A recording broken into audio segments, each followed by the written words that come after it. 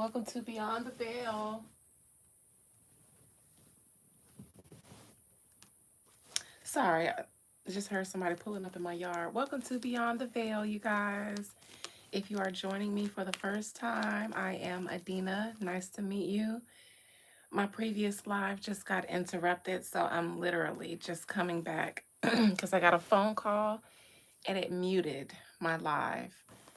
So come on back and we'll pick up where we left off. Hey, you guys.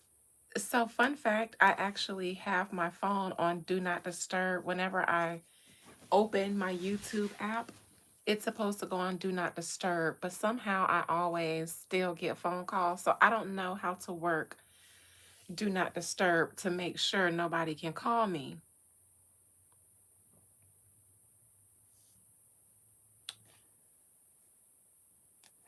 So, does anyone know how to do that? Because I can see that it's on now, but I still get calls.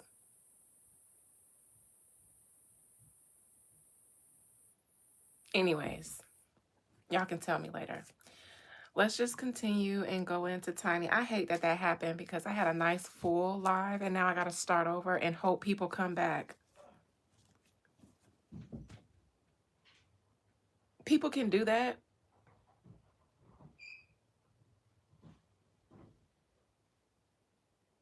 I don't get it because when I'm on Do Not Disturb, that means do not disturb.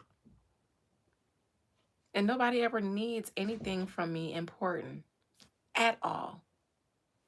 So that's that makes me upset. I try, but I don't know how to do it. Anytime I go in there, I see that you have to like add people to Do Not Disturb, but I don't want to manually add people. I want all calls to not come through.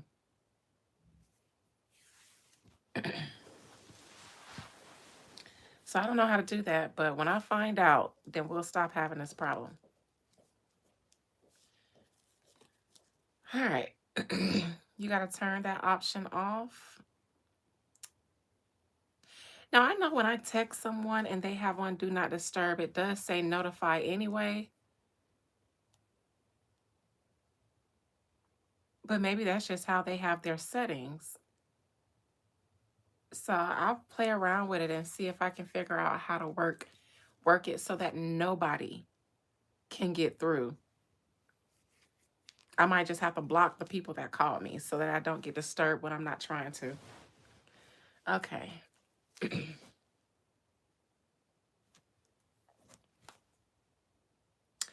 All right, so Tiny, that's where we left off before I was so rudely interrupted off the bat. When you do not disturb, anyone can press notify anyway. And that must be what they doing.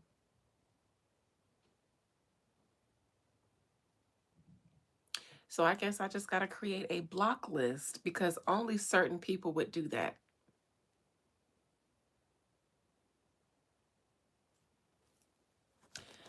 I have one cousin who I told her what I be doing. And so I'm like, if I told her my schedule and then I told her if I send you straight to voicemail, do not call me right back. Because she was offended the first few times I did it. And then I explained to her what I was doing. And she was like, okay, so now I know not to call you around certain times. Or if I do and you bang me, I won't get upset. Nobody else respects that. And everybody knows that I haven't been feeling well today. And I didn't want to be bothered. So I was going to have it on anyways so that I could rest when I got ready to. And they still was going to be calling me, asking me for stuff. My sister called asking me to bring her child's soccer bag over here because she didn't want to drive all the way over here and get it and go back in the opposite direction. And I literally said, I actually had plans and I'm planning on staying in because I'm not feeling well. I'm going to go to bed early tonight. I mean, if it's an inconvenience, I said my blood pressure is high. My hands are jittery. My nose is bleeding. My head is throbbing.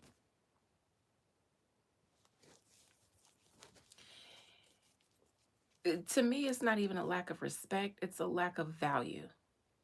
Because that means you value yourself and what you got going on more than me. And that's why I just hit do not disturb. But then they just, anyway, so Tiny.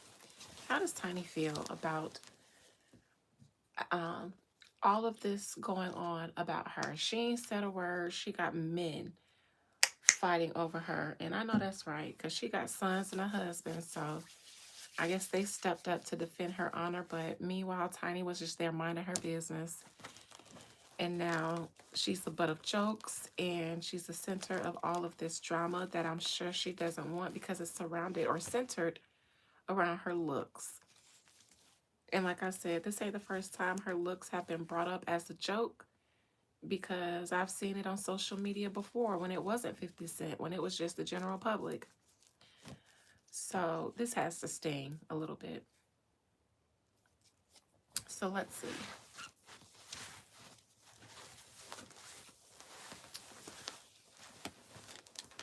This is sad. I hate that I got that phone call disturbance. It's like today I've been being can you guys hear me now? Because the numbers are dropping.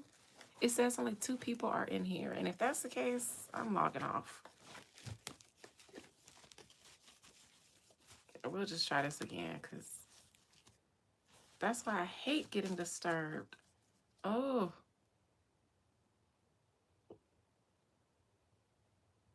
Okay, you still here, Tisha? Okay, I won't then. Okay, all right, all right. You guys are here. All right, so Tiny. Most High, Mother and Father God, please allow me to contract the spirit, soul, and collective energy of Tamika Tiny Cottle. Wait, Harris. Tamika Tiny Cottle Harris.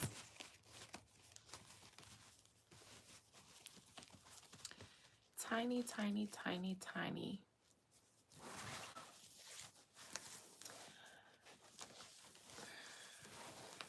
This cannot feel good. She's a strong lady, you know, because she's loved, but it never feels good when you hear the world making fun of your appearance, especially as a public figure.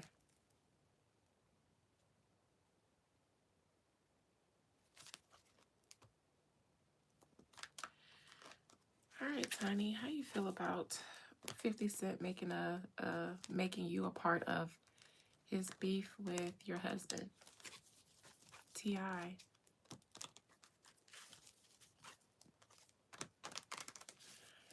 How you feel about 50 Cent making you a part of the beef, or your appearance a part of the beef with um, T.I. and everybody being up in arms and coming to your honor? How's that going for you, Tiny?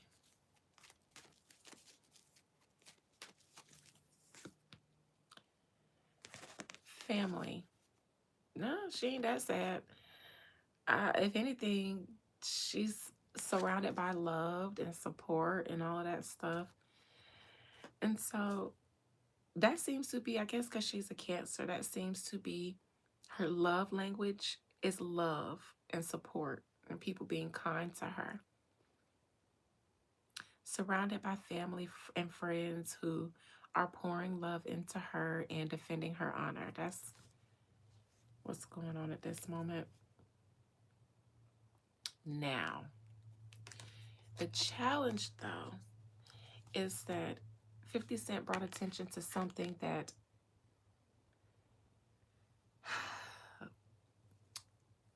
this is an attempt to grow a garden, and then in the midst of developing your garden, realizing maybe this isn't going the way I think it is. Maybe I failed.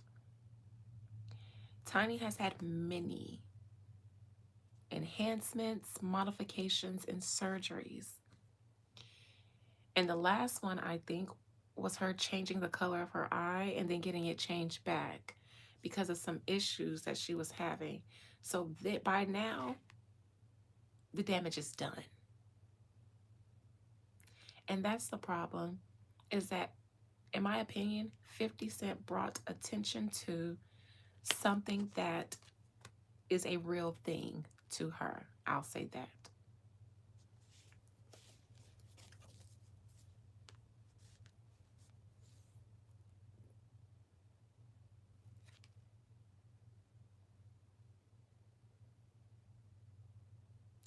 The problem also is that he may have shared that picture,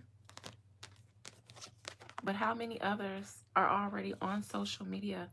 Before this, if you were to Google, let me see, let's just do an experiment.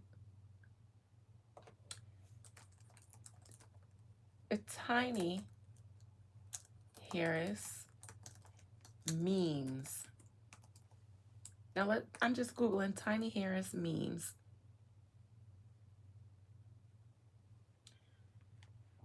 Okay, let me go to images.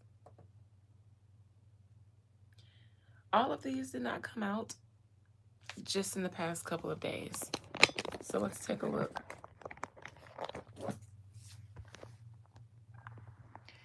This one I remember. That's not new. How about that? Smokey Robinson. That's not new. That's old. George Jefferson. That's not new. I mean, that's not new. That's not from T.I. I mean, 50 Cent. Sissy, stop it. I didn't show you those for you to key. That was not to key, I promise.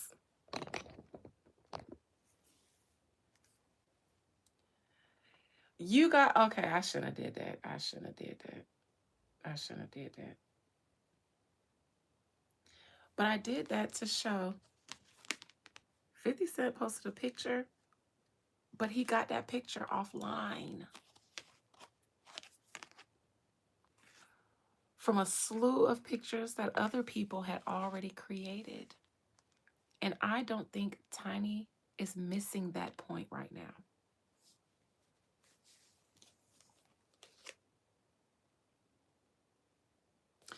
But you know, her young king, he bought that life. He gonna keep going. He gonna keep going on time. Because A-Town, shout out A-Town. You know how we do A-Town. Shout, you know what I'm saying? You know what I'm saying, shawty? I'm gonna keep going. I'm gonna keep going. I'm gonna keep going, man. Dig up your dead mama, shawty. On my dead mama. I'm talking about my mama. Shout it, tell my mama, shawty. Dig up your dead mama. Where your dead mama at? Where your dead mama at? Huh? Shawty? Huh, shawty?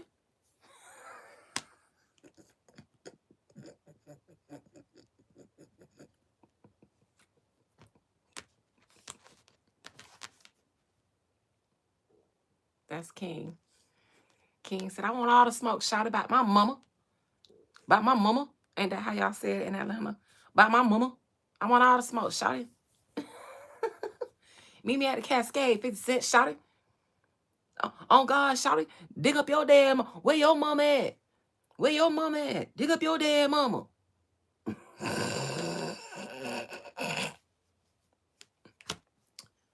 Let me show y'all one more meme. This is horrible, but man, get the hell out of here. Bitch, get out. Get out. I'm talking about expeditiously. Get the hell out of here. The internet is undefeated. Not 50 Cent.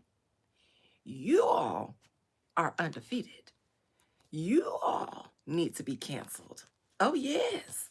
Because none of them blood clot meme, them picture them is new. None of them 50 Cent created.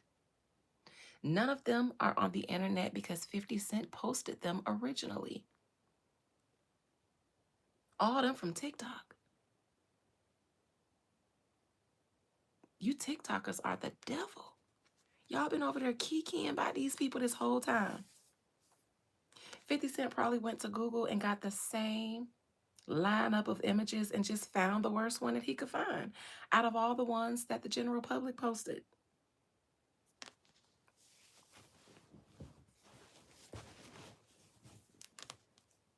I don't think that's lost on Tiny, but I think she's just going to relish in the love and the support right now. Let's not dwell on the past. This is King. He want all the smoke, shawty. So 50 Cent, you be careful, okay? Because King said, I want all the smoke, shawty. A-Town, peace up, nigga. Peace, fuck peace. A-Town all the way down, nigga. Shawty, what you mean? I'm trying to go to the Cascade and see something. I was at my grandma's house sleeping with the roaches. I had roaches crawling in my nose, is what King said. I'm from the trenches, shawty. I was at my grandma's house, not the black one, but the white one. I was at my grandmama Diane's house with the roaches, shawty.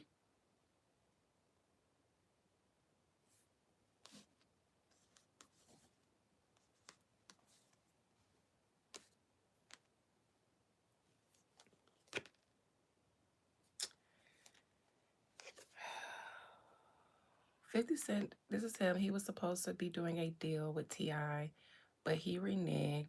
And T.I. is defending, I don't know which man this is, but this is 50 Cent because he came at T.I. Tiny because, again,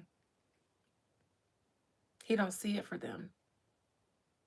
He sees himself as in a different league of class than them. So he can talk about the riffraff however he pleases.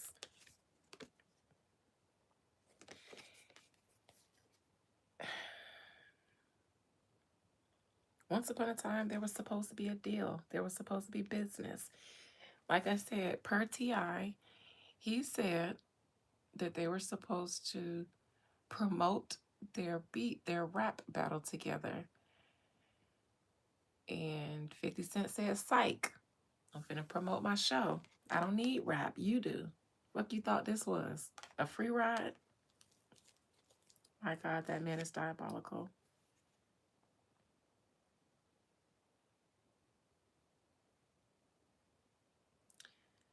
I just hope that nobody's plotting anything behind the scenes.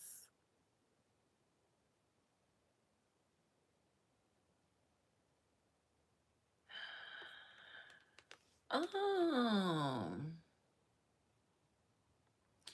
I wonder. Oh, the Knowles Carter clan. Oh, 50 Cent. 50 Cent. The Harrises and the Knowles, in my opinion, have come together. One band, one sound. Tiny and T.I. came over there to the Solange house and said, so what you need? Some flowers or something? You need some chickens or something? We'll pay for it. What you need? What you need? Some herbs, some roots, some chickens. We got goats. What you need? Because we want in on this.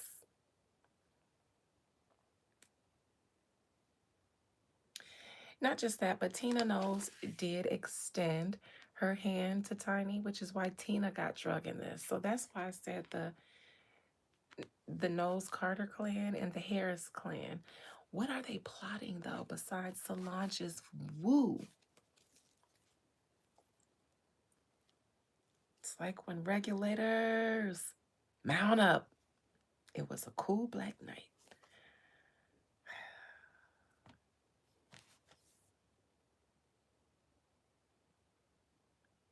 50 Cent on his is quick on his feet. He got them bothered over there. He's got them bothered. He is quick witted, sharp with his words. They bothered. The Harris and the Knowles clan, in my opinion, they're bothered. He knows how to get the girls going.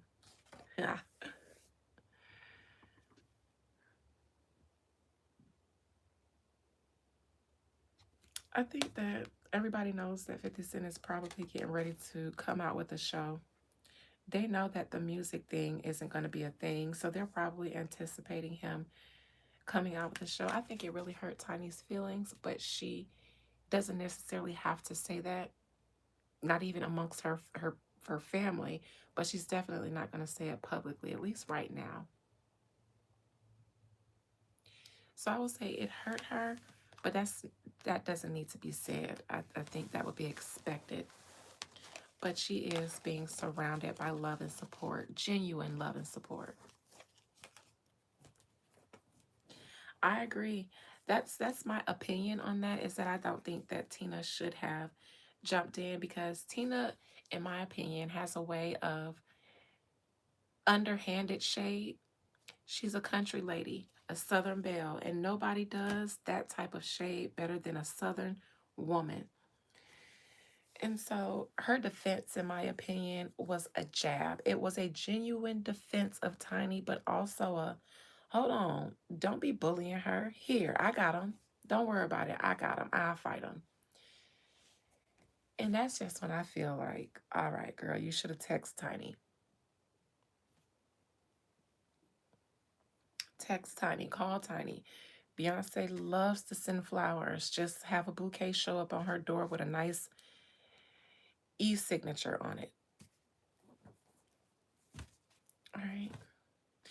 Now I'm gonna run through Solange too. I don't need to run through Solange. We already know what type of time she on. 50 Cent. And I don't need to say stay safe because his outcome was pretty safe. So that's that with that. I got a good idea of what Solange got going on by looking at everybody else. Now, the reason why I'm so anxious to get to Charlie Kirk is for two reasons. One, because I'm starting to get hungry and I'm going to need to leave the house to go get some food. So I got ribs here, but because my blood pressure is high, I'm scared. I can't eat them. I can't eat them because my blood pressure has been high today. But they so good, y'all. I cooked them and they so good. I baked them and it's a secret. It's not. I'm just gonna tell it because I'm not gonna gatekeep. And I'm pretty sure everybody gonna be like, "Girl, that is a openly known secret." But I didn't know this until I was a married woman, and I watched my husband and his mother. Actually, I saw my mother-in-law season some ribs. Now, mind you, I left high school and college and then went right into that relationship. So I was still new to the world as an adult. My family wasn't cooking ribs like that, but that's when I found out about mustard on the meat and the seasoning, and it changed the game for me. And I know to all you barbecue masters out there, I'm talking about I learned this secret over a decade ago. I was a young flower. I was 19 when I learned about it. 19, 20, 21, one of them. And since then, child, it's the tenderizer. Child, them people came to get them a rib, thought they was just gonna pick it up like a regular rib and bite into it. They picked that thing up, and I'm talking about tendonism. Just the whole rib just start ah eh eh uh, uh. That's how the rib did. Tendonism. I'm talking about they picking through the pot, talking about, dang, which one ain't falling off the bone? Says you got to get one of the bigger ones, one of the big bone ones. Hmm. Hmm. I make my own everything because I cook so good, and the older I get, the better I can cook. And so, not even the restaurants is outdoing me at this point. I be in there like, mm, mine would have been better. I ain't coming here no more. I'm gonna cook my own. Everything, we got a restaurant at the house, and we really do. It's to the point my family they don't care about going to no restaurants no more when we can just all chip in, buy the food, and take it to dinner. And it's literally what they do. So create a menu, we'll chip in and buy it, and then just tell us what time it's gonna be done. I'm the big mama in my family, the little big mama. I cook better than my mama. I do. She said it. She said it all the time. Anytime I cook something, and I be sitting there like, so how it tastes? Girl, bye, you know this is gonna be good. That's why I asked you to cook. So when your elders can kick their feet up because they ain't got to worry about a thing, shit. That's the biggest flex in my life right now is that I can cook better than everybody I know.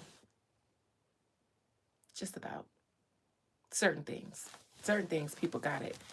But if I say give me your recipe and I try it one time or twice, it's as good as mine.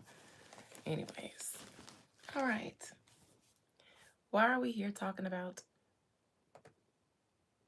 Mark Rubin?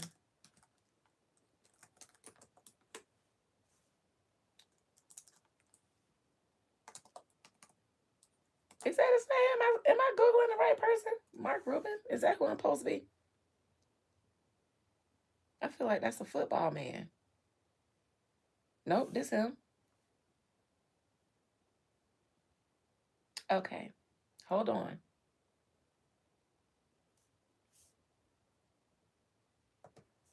Mike Rubin. Hold on, y'all. I'm gonna make it make sense in a second. Am I thinking about the right person? Rubio. No wonder Google isn't doing what it's supposed to be doing.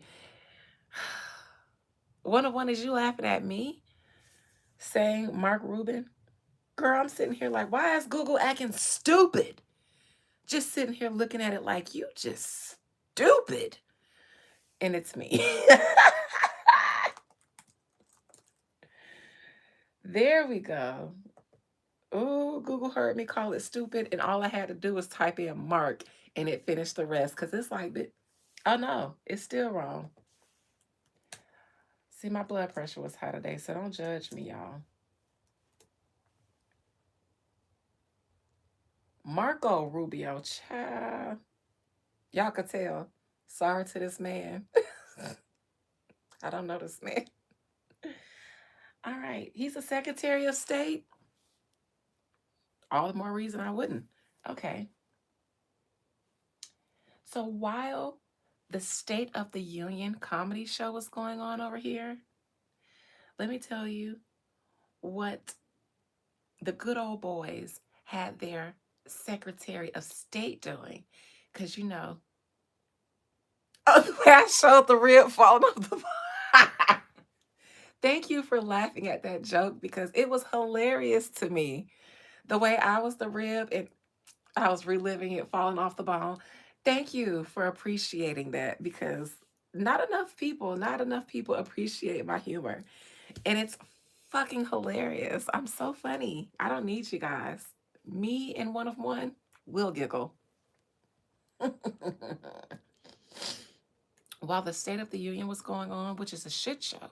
And they knew, because I'm telling you, they need you guys to be inflamed and emotional, to think emotionally so you can react emotionally. Nevertheless, Trump had to maestro the show over here while he sent his boy to go do the real work. What's the real work? Hold on.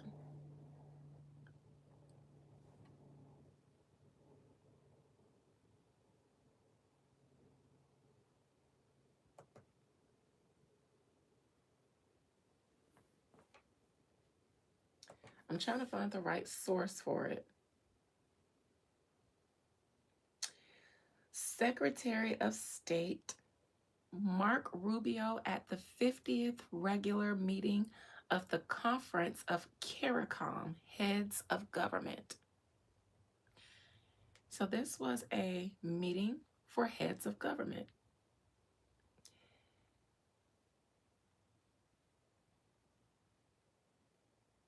Also, this is the state government site, and they just released the whole speech. All right. First, I'm going to read certain parts, and then I'm going to highlight certain things so I can get to a certain point. This is after a brief introduction and back and forth between Mark Rubio and the moderator. This is Mark. I was hoping it had been some 30 years since a Secretary of the State came. Laughter. Anyways, I am happy to be here. This is, in many ways, the Caribbean basin is home for me, having grown up and lived almost the entirety of my life in Miami. And during my career in the United States Senate, followed very carefully the issues that impact this region. And I am very happy to be in an administration that's given priority to the Western Hemisphere after largely being ignored for a long time. Who has been ignoring the West for a long time? Who? First and foremost, who? What long time? There's extraordinary opportunities. We share two things. We share common opportunities and we share some common challenges. And that's what we hope to front. You know what else was in the Caribbean? Epstein Island. They love meeting up in the Caribbean somewhere, child. International waters, maybe. I don't know.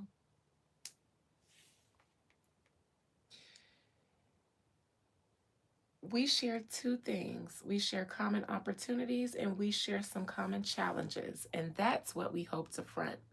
So, this meeting was about addressing common challenges with heads of governments and common opportunities.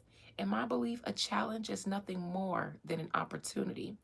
So that leads me to believe they have some issues on their hand that they need to figure out how to make opportunities instead of a challenge. We deeply support law enforcement. Let me get y'all up out of here. I had my little issue with y'all in the past with the law enforcement trolls. I see because I was talking about that Niagara Falls case where y'all started trolling me that you guys are back. And I'm just here to say, go find you someone else to play with. God damn it. I just said I called the fire department, the police today, and I saved the world from the gas station, the Circle K catching on fire because I called and reported that the gas station was on fire. So if you're not here to deliver my Nobel Peace Prize, then get the fuck out of my chat.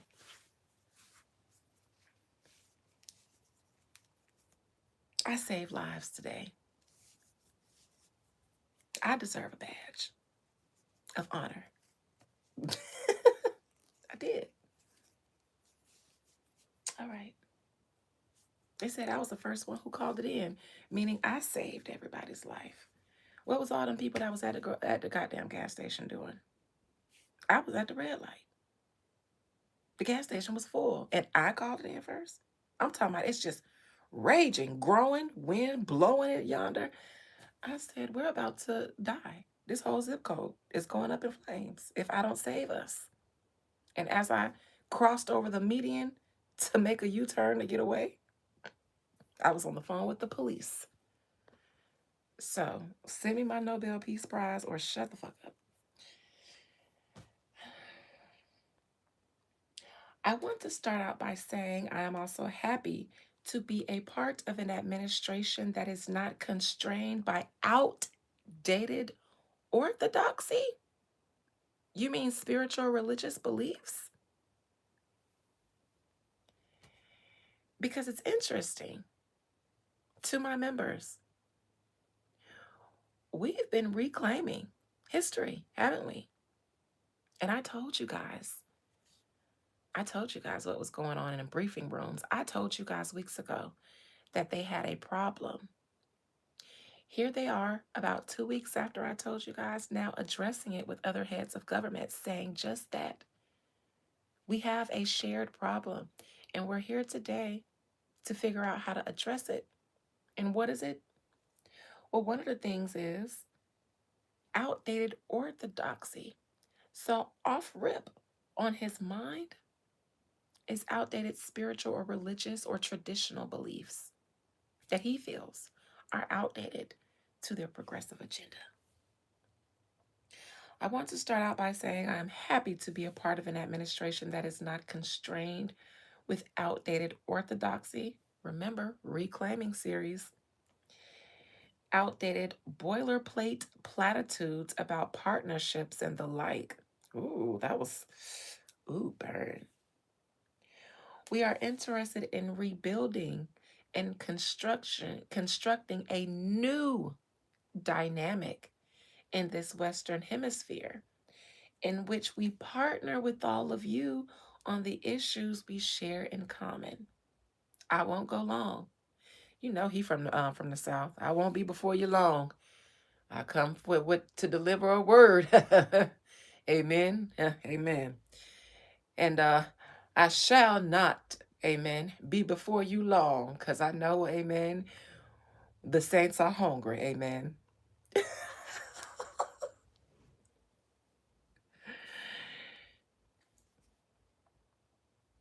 But I want to touch upon a few of those because I think they're important and they may impact the broader Americas, not just us here. So that tells us that the issue that they want to address, the challenges, actually start in the US. But if they don't address it, then the issue is going to spread outside of the US. Let's find out what the issue is. The first is the one I've shared with many of you individually and will share with you again now. We believe that perhaps the most urgent security threat in the region that includes us, but obviously all of you, is the threat of these transnational criminal organizations. So, the black market. Many of you, many of whom have funding and power that rival, if not exceed, that of many of the nation states that they threaten, meaning many of you individual heads of state have more power than that of some of the nations in this room. Wow, it's pretty fucking powerful.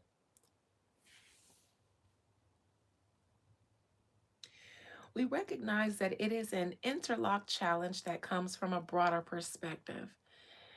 Number one, they're obviously fueled by narco trafficking and other illicit means. Oftentimes, those drugs and the proceeds from those drugs are destined for the United States. The Reagan administration, anyone? Oh,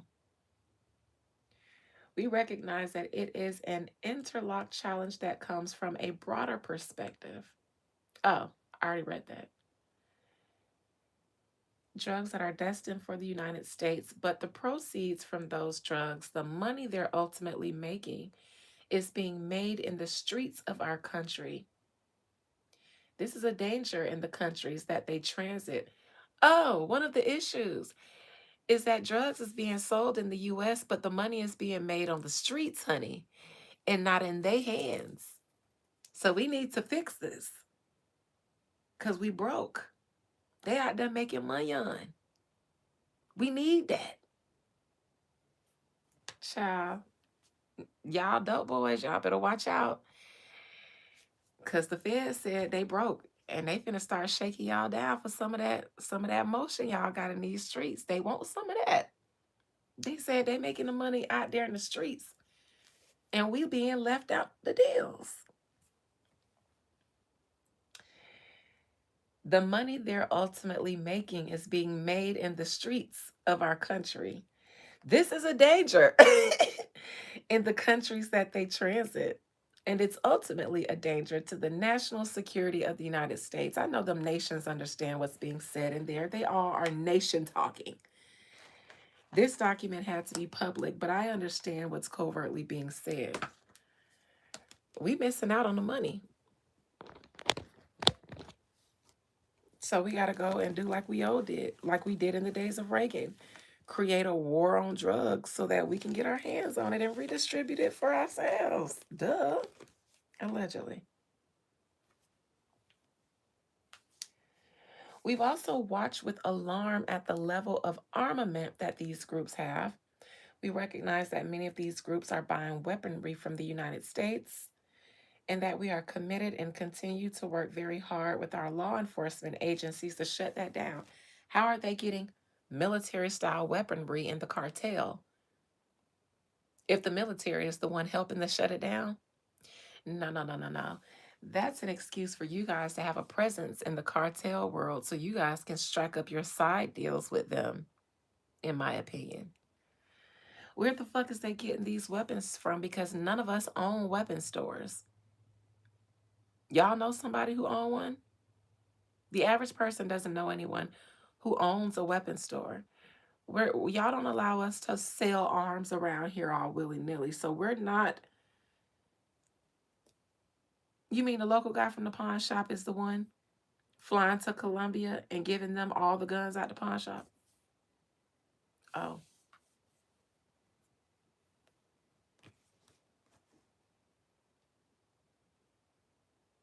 I hope you've seen both in the case of Haiti. Don't y'all fucking talk about Haiti. Keep Haiti's name out of your gosh darn mouth. Y'all ain't learned? Don't make me call Ogun. If the Haitians won't, I will. Keep their name out of your mouths. Y'all still mad?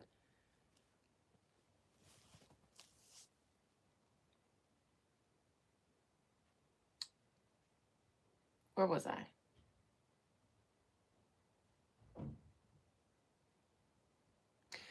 I hope you have seen, both in the case of Haiti but in other dynamics, that we have not shied away, not just from designating groups for what they are.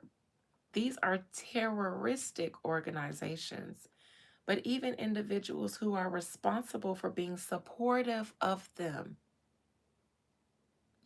If you support a group, even if they're not terrorist groups, they could be revolutionary groups.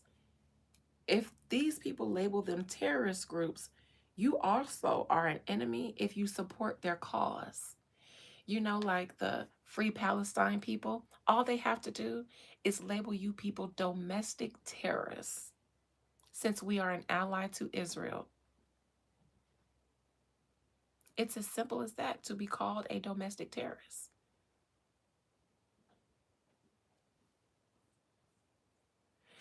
They did, Gene. They did. They sure did. Ça passe. Huh. Huh. Hold on. I know you ain't say Papa Legba. You mean him? This one?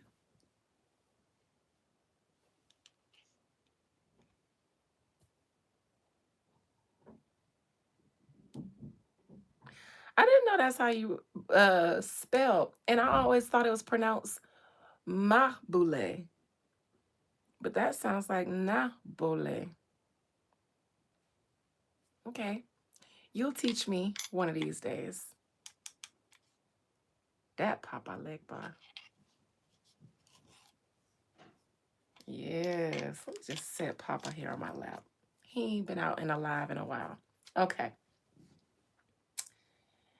I hope you have seen, both in the case of Haiti, but in other dynamics, that we have not shied away. They're saying, I hope y'all notice, just like in Haiti, we ain't let up off them. So when people say, well, yeah, Haiti might have did this and this, but look what happened. Look what that voodoo did. No, no, no, no, no, no, no, no. Look what those people did to retaliate against them. France and the U.S. Because you know the U.S. owe France a lot for helping them pull that coup on Britain, allegedly.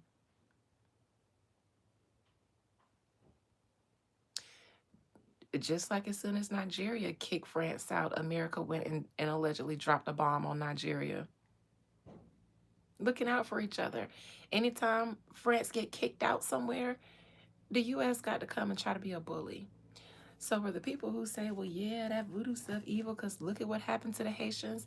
No, no, no, no, no, no, no. Y'all don't think that that was retaliation from the nations after they was whooped and kicked out? And even, some um, sellout activity from their own people. But I think you guys have it all wrong. All right. But in other dynamics that we have not shied away, not just from designating groups for what they are. So they're saying we designate groups for what they are, and they are the ones who can designate anyone as some form of terrorist if they want. If you have an opinion about the government that they might feel like is domestic terrorism, they can call you that, even if you're just saying, I don't agree with what you're doing. These are terroristic organizations.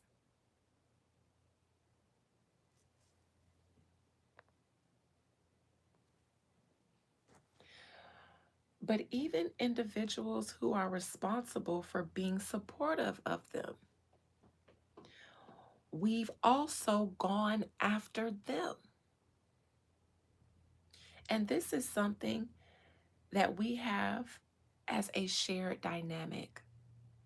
Think about how dangerous that is. And they're saying we've gone after people who support people that we designate as domestic terrorists. Again, that could be anyone. Hebrew Israelites, I believe, are on the domestic terrorist list. Who have they who are they bothering? Besides you on the streets if you in Philly trying to mind your business. I should pull up a list of current domestic terrorist groups to show you just how easy it is to be designated as one in this country. And here they are having a meeting saying, we designate them and then we go after them and whoever supports them.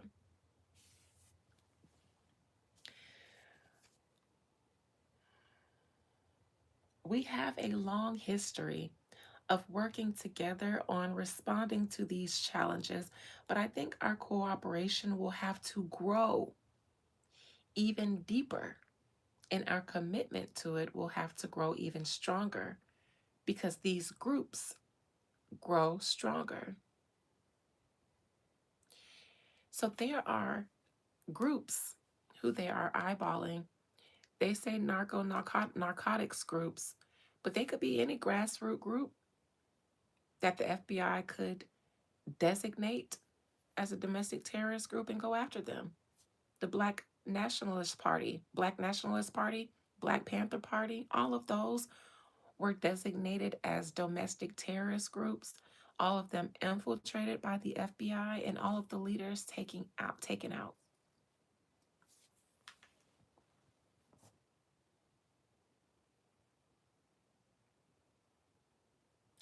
The second thing is there are extraordinary opportunities for economic advancement to work together on issues like energy.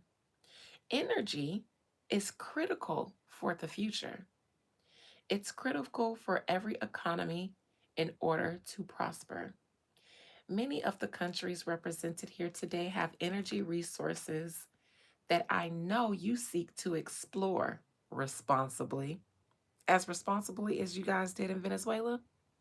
Oh, but in a way that generates wealth and prosperity for your people. Oh, and your countries. So they're saying, listen, it's money to be made out here. We trying to get rich, ain't we? Well, let's get to it. And we want to be your partner in that regard. This is the Secretary of the United States pleading to other heads of governments. Now, why does America need to steal oil from Venezuela, threaten to steal it from Colombia, and try to maintain their position in their reserves in Africa also? Iran. They tried to run up on Iran too. Iran said no. Sounds like the United States is broke and begging.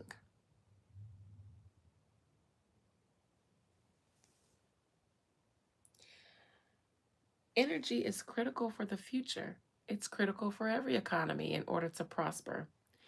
Many of the countries represented here today have energy resources that I know you seek to explore responsibly and safely, but in a way that generates wealth and prosperity for your people and your countries. And we want to be your partner in that regard, meaning we know that you have oil and we know that you all want to make money. We want to partner in that with you.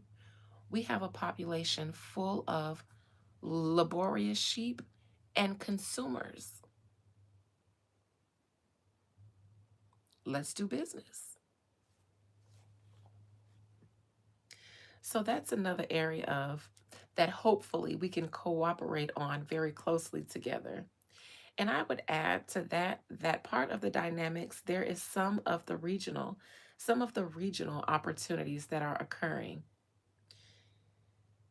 Introspective of how some of you may have individually felt about our operations and our policy towards Venezuela, I'll tell you this, and I will tell you this without any apology or without any apprehension. Venezuela is better off today than it was 8 weeks ago. The progress being made there is substantial, and there's a long ways to go. What progress is going on in Venezuela after we forced our way in there, kidnapped their leaders, tied them up, paraded them through our American streets in the back of federale vans, making a mockery out of them, taking their oil and selling it back to us for dirt cheap? Because I told y'all after they did that, we got alerts at the gas station that the gas was 40 cents off. And I know my mama ran down there to fill up her car, and I chose not to. Even though it's still low. But the gas prices that we have now, the 275s and 279s that I'm seeing around here, where do you think we got that from? And then to say that those people are better off after we ran in their country, kidnapped their leaders, and stole their oil?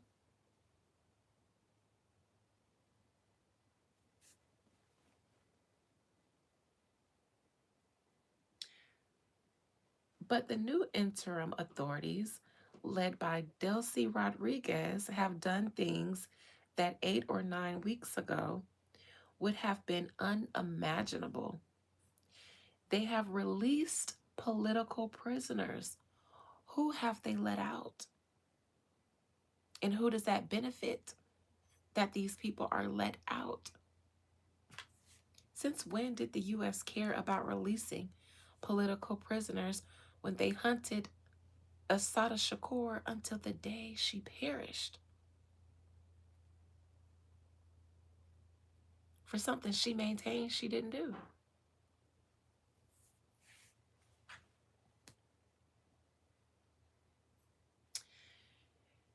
Thank you. Hey, Nisi. They have released political prisoners. They have closed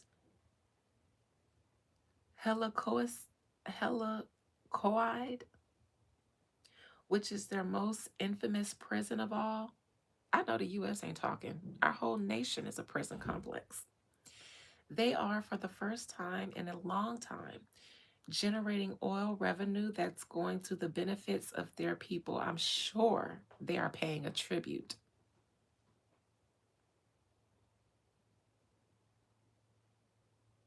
Using those funds not just to make payroll for government services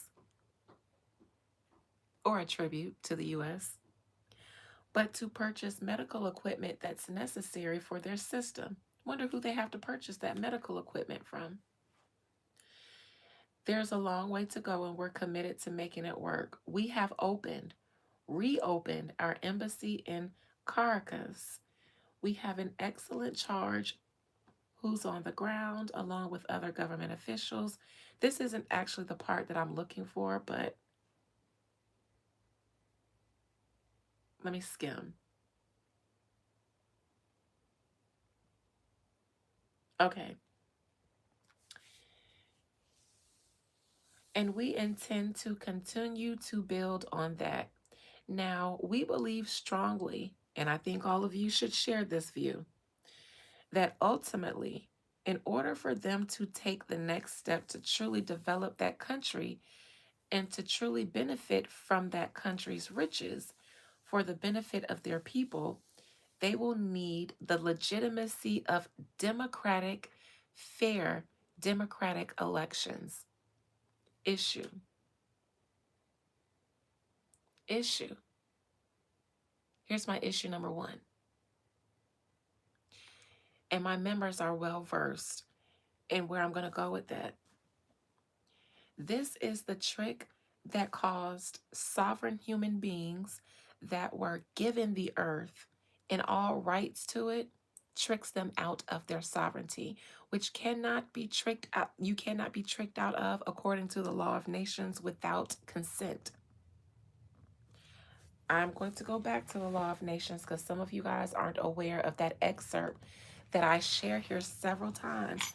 This is how the world was colonized, because by invaders, they go and invade lands where people exist and then enslave them with the idea of a need for democracy and government in lands that existed before the people that invaded it.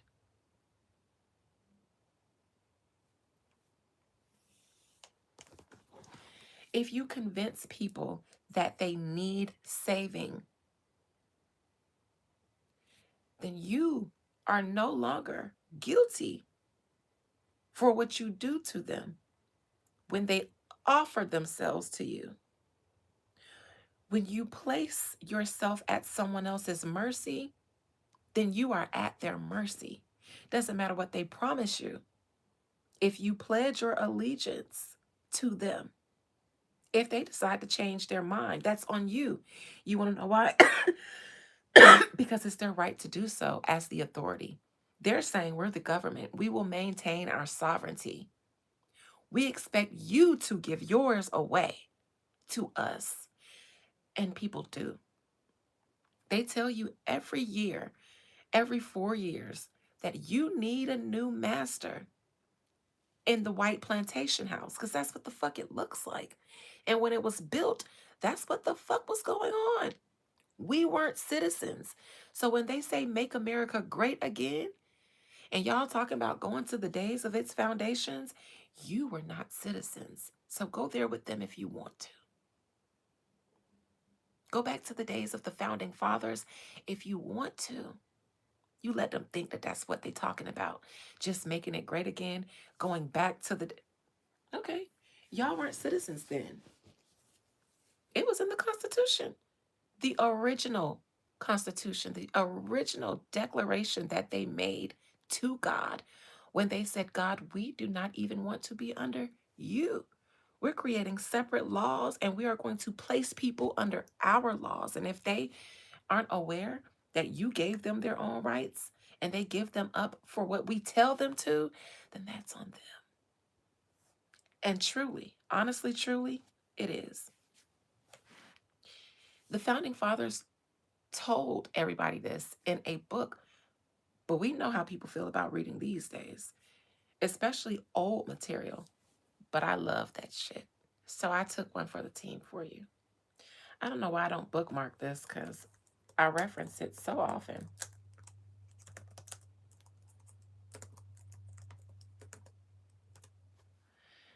The Law of Nations by Emer de Vattel, 1758, is a foundational text in international law that applies natural law principles, meaning God, creation, God-given rights, to the conduct of states, arguing for the rights and obligations of sovereign nations. Arguing to whom?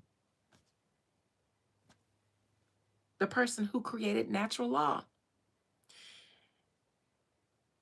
The Law of Nations is a foundational text in international law that applies natural law principles, meaning the principles in natural God-given laws, to the conduct of states, arguing, pleading their case to the Creator for the rights and obligations of sovereign nations, because natural law was given to man and woman. And people together created communities. Nations are governed by their own laws within a world that exists on natural law. That would be the need for them to plead their case to the Creator so that they can have their own laws, their own rights, and not have to abide by those. And anybody who consented to their governance also gives up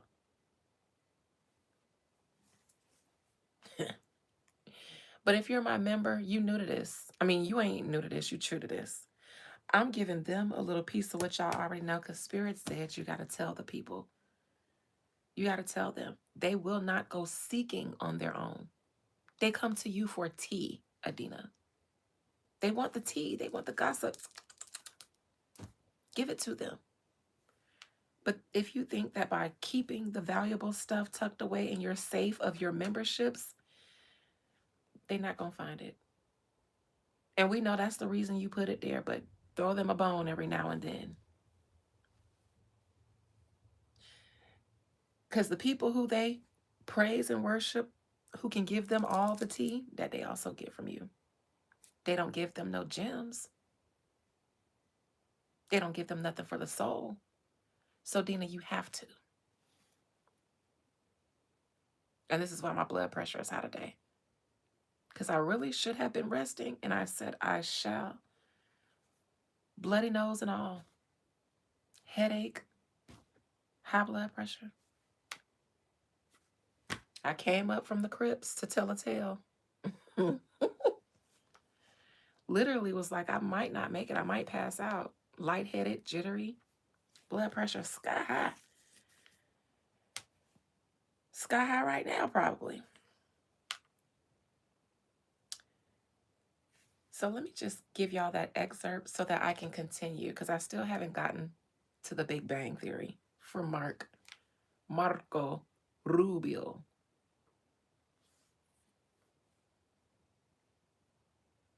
Let me pull it up. Hold on. Hold on. I know you do, Q. If nobody else in this world appreciates me, you do. I believe you when you say that.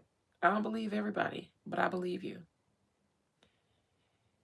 And I hope you know that that means something to me. I'm in the Library of Congress.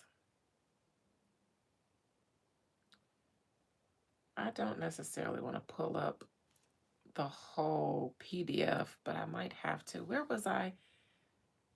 That was a constitution.com. Is that where I was before? Where I didn't have to. National Constitution Center. Okay, that's the one I don't have to download the PDF. Okay. Stay right. Let me get that excerpt because it's worth it. All right. This is the idea and principle of what a nation is. Nations being composed of men naturally free and independent, who, before the establishment of civil societies, lived together in the state of nature.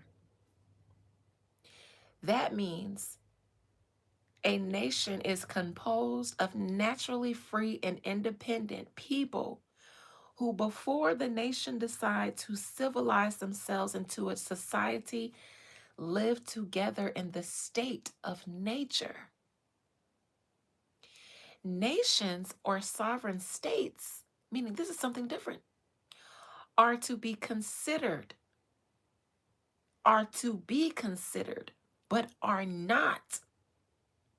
As so, many free persons living together in the state of nature, they are saying that because you, as an individual human being, born to this planet, under the covenant given to us by the Creator, man and woman, be fruitful, multiply, subdue the earth, nourish it, develop it. It's yours.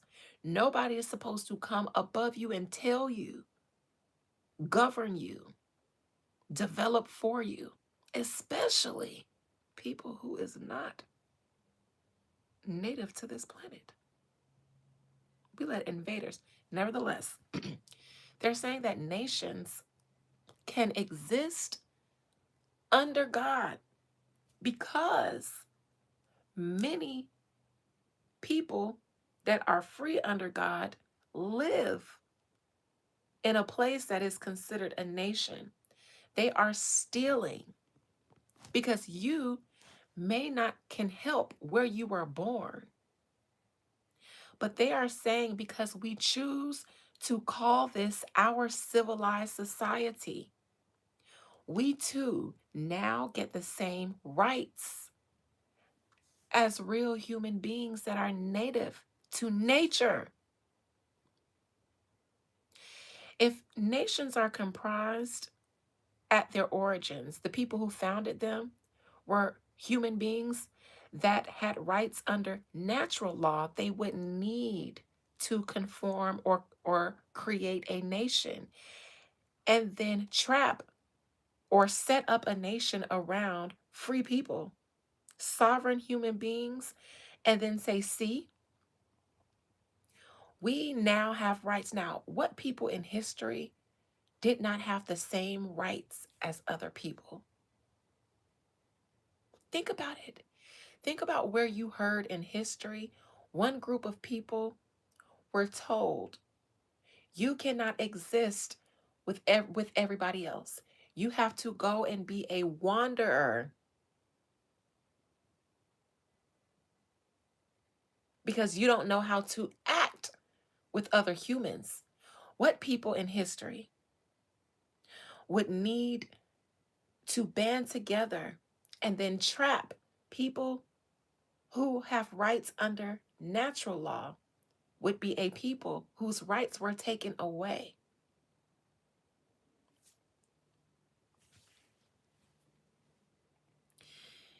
It is a settled point with the writers on the natural law that all men inherit from nature a perfect liberty.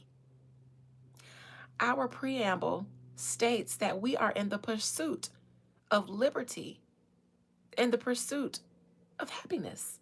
But it says all men inherit from nature a perfect liberty.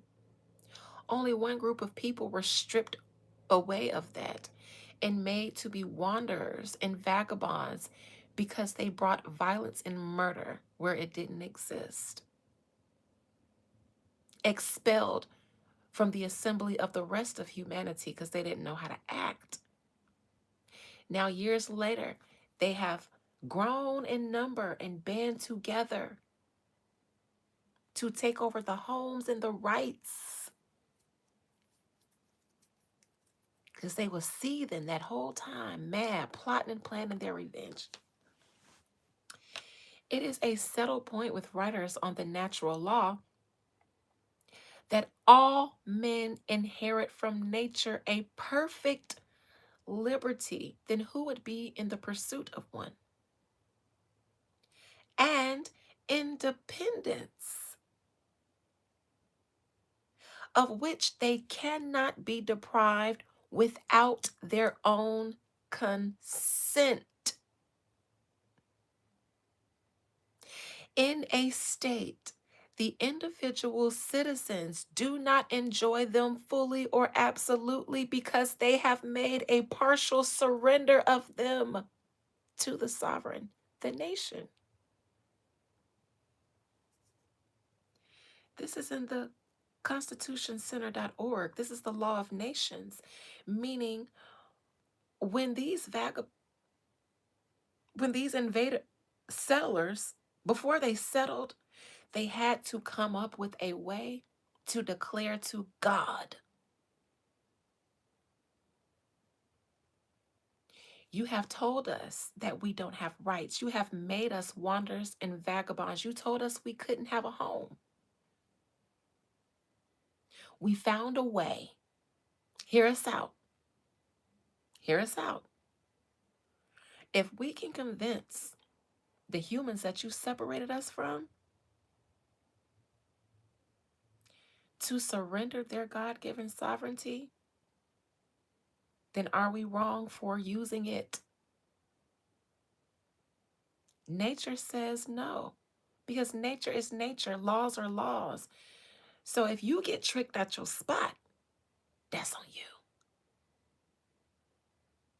How do you give your consent? Because it says it is a settled point that all men inherit from nature. They won't say God, they'll say nature, but sure. A perfect liberty, and independence. Perfect, meaning nothing's wrong with it, of which they cannot be deprived, meaning we cannot force them away from it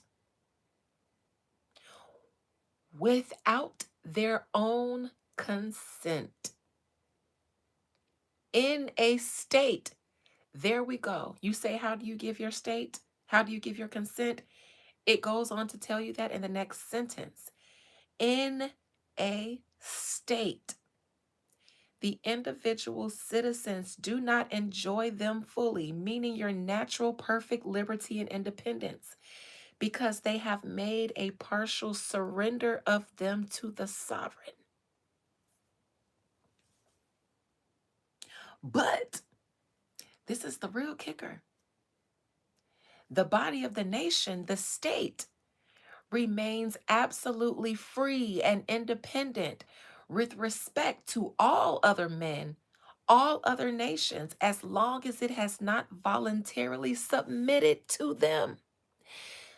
That is called law. They cannot get away with karmically the karma that y'all pray for. You're holding it up. They cannot get away with what they're doing if you do not consent to it. How do you consent? You vote.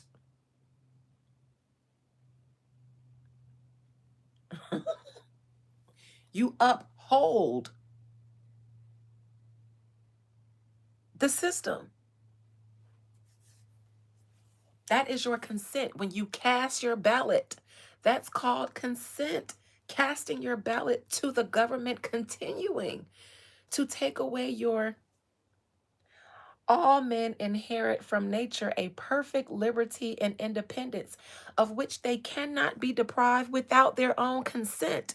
They're saying you give yours away, but because we know better, we would never bow to anyone else.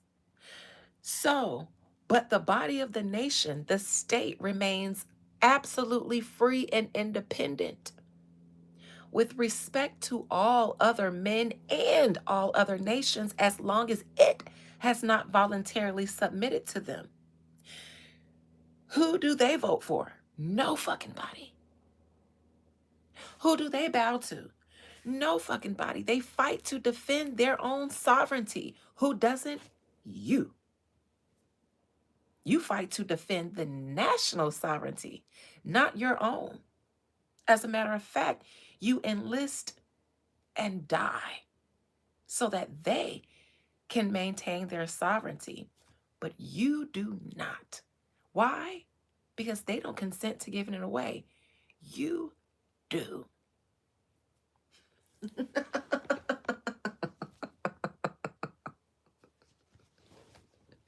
It's in the Law of Nations. It's in the constitutioncenter.org. They can't hide it. Why? Because then they would get the karma that you guys are waiting for.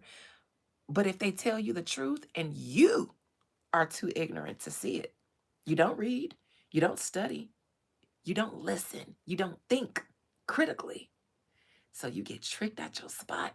And the karma that you praying for gets held up because you keep giving your consent. My God.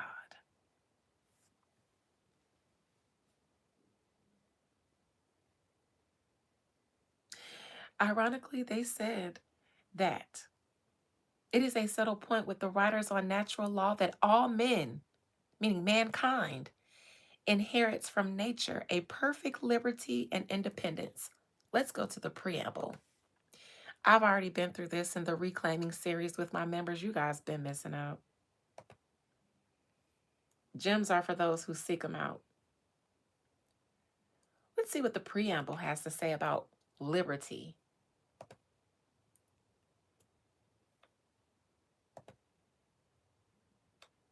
It's there at the beginning when they declare their independence, not from other nations though, from nature, natural law, God, so to speak.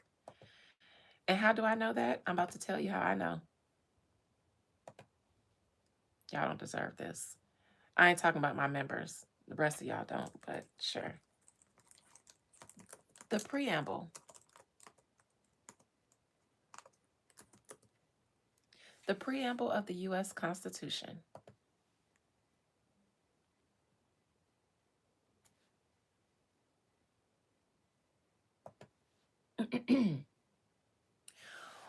We, the people of the United States, in order to form a more perfect union, establish justice, ensure domestic tranquility, provide for the common defense, promote the general welfare, and ensure and secure the blessings of liberty to ourselves and our posterity. Secure the blessings of liberty, meaning they did not have them before. But they said, and these are the founding fathers wrote the Law of Nations, they said, it is a settled point with the writers on the natural law that all mankind inherits from nature a perfect liberty and independence. So, who's not a part of mankind? A different species, so to speak? A hybrid people, so to speak? Is that why you feel like you have the superior gene, the Aryan nation, the white power?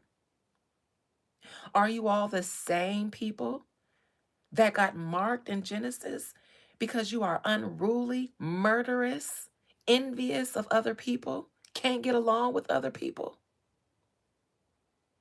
So you were sent away and told that you cannot exist with the rest of civilization. And what did your people say? That's too much to bear. How will we survive? First of all, in the lands that are cold, barren, mountainous, without natural bodies of water.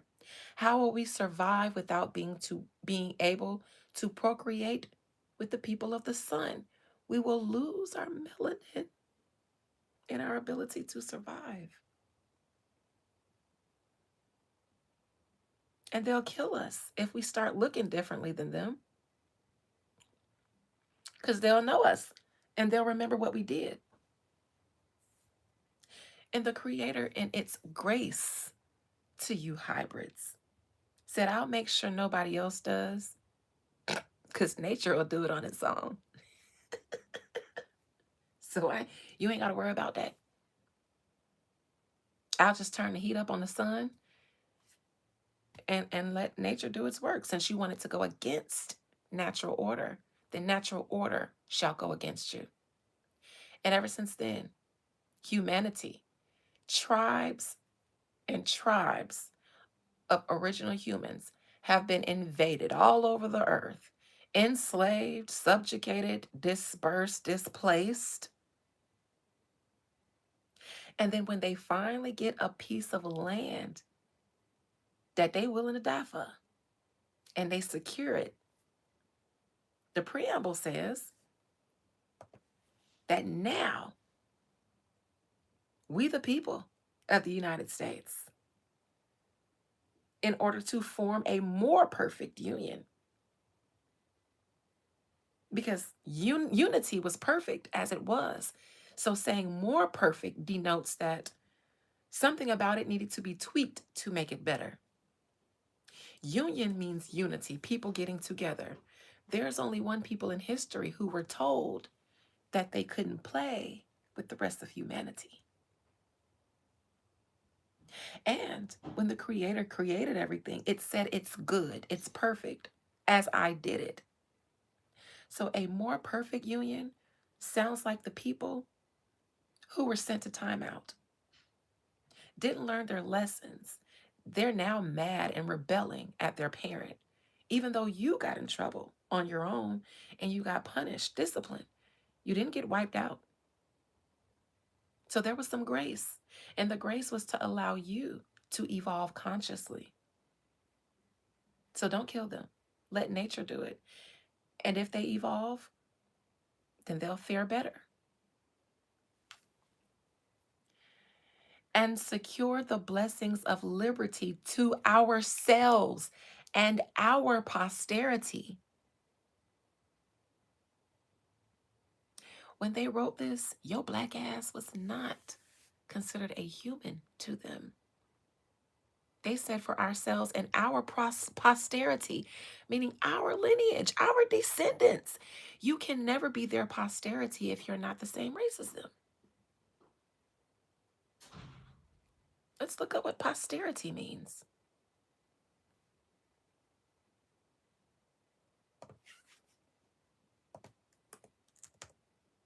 Because I don't think you guys pay attention to things. You don't understand the legalese. And that's why your salvation doesn't come or your karma. Posterity meaning all future generations of people, but they say our posterity. The archaic meaning of posterity, the descendants of a person. They literally said in the preamble, to secure the blessings of liberty to ourselves and our posterity, our descendants, ourselves, not all, ourselves and our descendants, because they are the people who were punished. A vagabond and a wanderer means someone that does not have a place to settle, a homeland, which is why everywhere they go, there are people that were there first who get wiped out.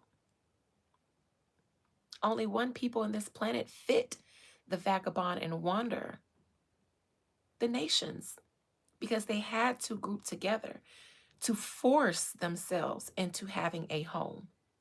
And the original people that were there, you have to force them into submission or some sort of poverty so that they can never have the resources or the power to reclaim what was taken from them.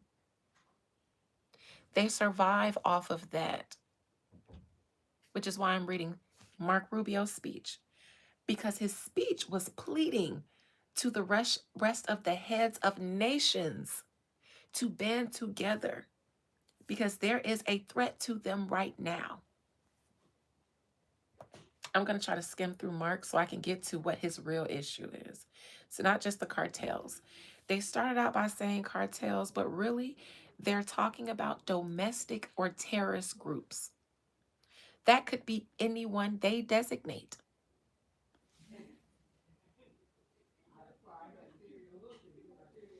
Let me find where I was with Mark.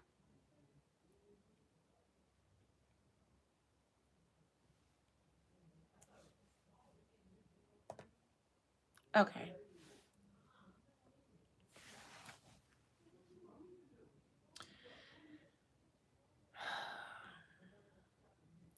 They will need the legitimate, meaning Venezuelan people, the legitimacy of fair, democratic elections.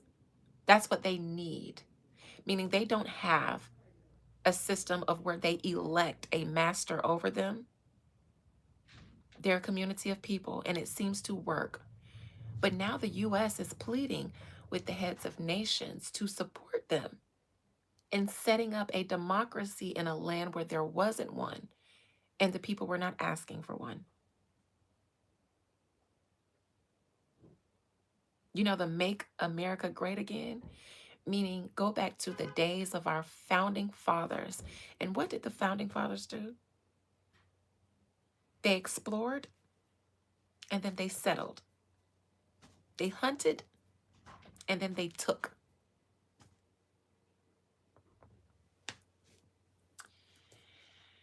But in our initial priority, in the aftermath of Maduro's capture, was to ensure that there wasn't instability. So you go into a nation, you kidnap their leader, but your priority is to make sure that there's no instability. That there wasn't mass migration. Why don't they want the people to leave? That there wasn't spillover violence. And we believe we have achieved that because you kidnapped their leaders, bound and gagged them, and paraded them in the streets of the United States with two armed guards on the side of them and broadcasted on the media. That's how you bullied your way into making sure there was no protests, mass migration. Why didn't you want the people to protest or migrate? Due to your presence in their nation and after what you just did to their leaders, many people might have wanted to run away in fear of what the Great White Hope was going to be doing in their land, but you made sure that none of that happened. Now we are in the process from going from that phase of stability to a phase of recovery. That country needs to recover from a lot of things. Who the fuck? Somebody does not live in Venezuela, lives in the US, grew up in Miami. It's not even calling them by name. That country, which is a show of lack of respect.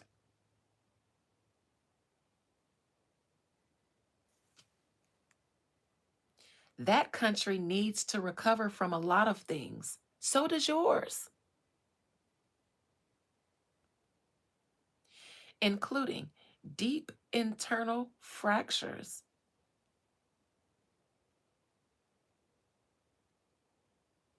I could have swore Obama and not Trump was the most popular president. I think we got internal fractures over here, but also some dysfunction that existed in their economic systems. Okay, so they're dog whistling.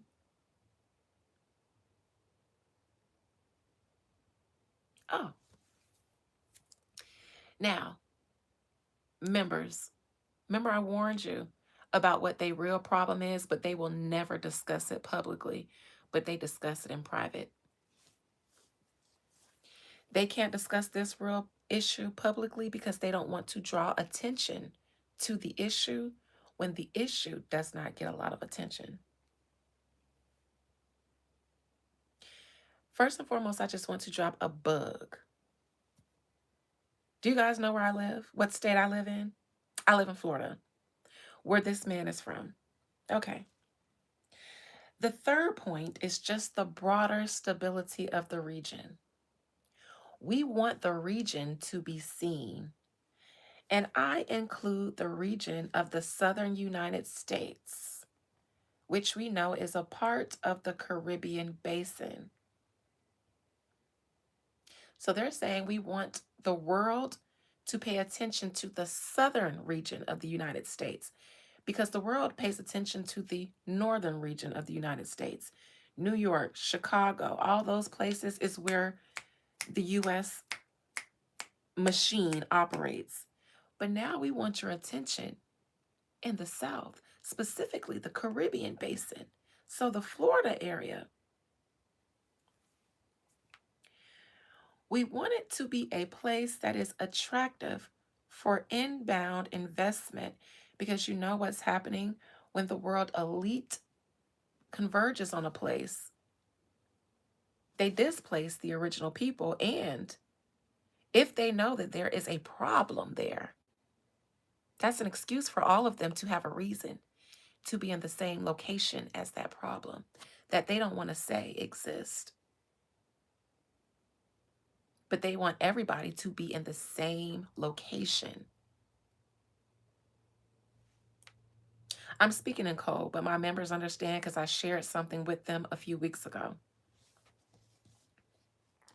Many of you have taken on and done a great, tremendous job. So something is left out and done a great, tremendous job of seeking to diversify your economies and continue to seek ways to diversify your economies to the extent that there are opportunities for American businesses or American investors to be a part of that. Rubs greedy hands like Birdman. We want to facilitate that. We want to be a part of making that happen. So, a whole lot of begging from broke ass in this meeting. Here's the bottom line: the stronger, the safer, the more prosperous, and the more secure that all of your counties are, the stronger, safer, more secure, and prosperous the United States is going to be. We view our security, now they scared, after running up in everybody's country, trying to steal oil and getting pushed back a few times. Nigeria, Iran. Now they scared. Now they want to band together. Sounds like a bunch of guilty people knowing that you done fucked up. We view our security, our prosperity, our stability to be intricately tied to yours. Meaning, if we go down, everybody does, because whatever takes us down would have the same power to take you all down. And what he's actually saying is we're all the same. None of us have rights under nature to stand in our positions. So that tells me whatever might take them down is not another nation. It's something that comes from nature or God. Something that's not a military threat. They're saying my issue is your issue right now. And they're talking to heads of other nations. So the fear is not other nations.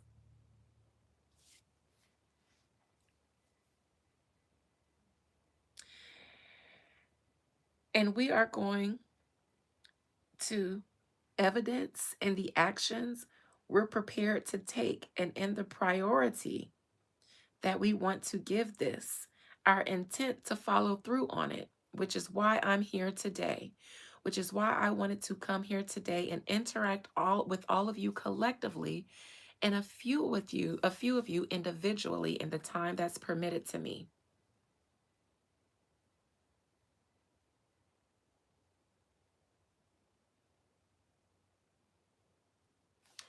There's another excerpt that I saw. Oh no, that wasn't even what I was supposed to be reading. I think it was his stop in Europe. Was it Slovakia? Recent speech in Europe. He's been busy, begging and pleading. That's it. This is it. This is it. I was reading the wrong one. Secretary of State Marco Rubio at the Munich Security Conference. So this is a security conference. They have considered national or international security concerns that they are meeting about on February 14th. That's when this was. We gather today as members of a historic alliance, an alliance that saved and changed the world from what?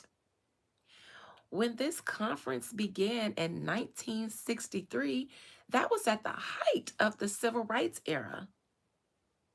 A lot of civil rights organizations and leaders were being labeled as domestic terrorists and terrorist groups.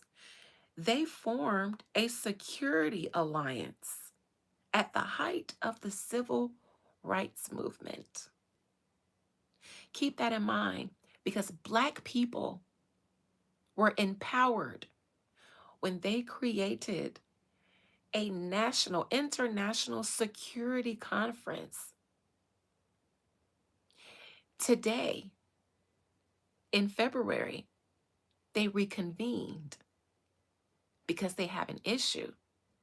And it's kind of like the first one, but it ain't y'all asses getting down to the polls.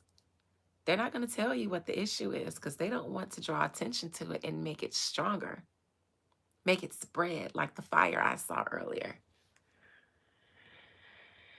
It was in a nation,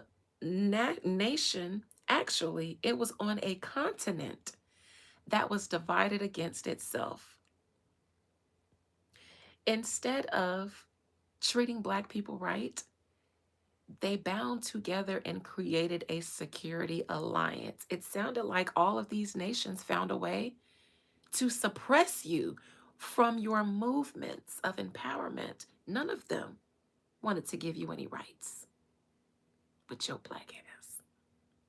The line between communism and freedom ran through the heart of Germany because that's where the Aryan white nationalist party, the first barbed fences of the Berlin Wall had just gone up 2 years prior. And just months before that first conference, before our predecessors first met here in Munich, the Cuban Missile Crisis had brought the world to the brink of nuclear destruction. The whites were fighting minorities. Even as World War II still burned fresh in the memory of Americans and Europeans alike, not fresh in the memory of Africans, though, these people were separated from the rest of humanity because of this. They are a warring and murderous people. It's like if you just look at things for what they are, it's not hard to tell who's who in the grand scheme of things that might have been spoken in a parable of two or two. We found ourselves staring down the barrel of a new global catastrophe. They were shooketh. They were shooketh. It said Americas and Europeans were shook. With the potential for a new kind of destruction, more apocalyptic than anything before in the history of mankind. This means something is threatening them that is worse than their weapons of mass destructions. It's apocalyptic. That's a prophetic word. It brings to mind end time events, right?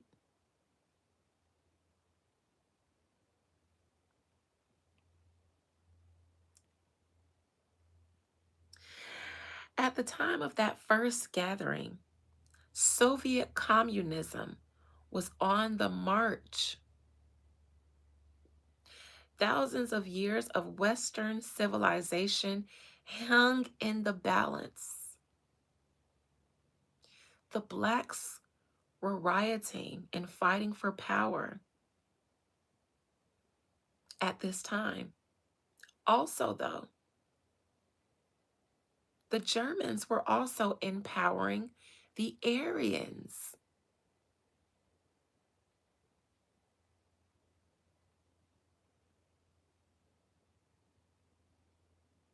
At the same time. You guys want to know what else happened around that time? Michael Luther King Sr., before he changed his name to Martin, went to a Baptist conference in Berlin, Germany. He and some other leaders were chosen to go to this conference in Nazi Aryan Germany. He was so inspired by the German reformist Martin Luther, of the King James Bible, that he changed his name and passed it on to his son. So Martin Luther isn't the birth name, it's Michael. Michael King. Martin Luther came after the German, white power. The man whose name is on the King James Bible, a German. White power, right? And then after Michael Sr., Martin Luther Sr., came back from receiving the gospel in Germany under Hitler, came back and preached it to you. Amen. And you know what happened with all of our Black empowerment movements, especially in the civil rights area, because ground zero was somebody's church. Always.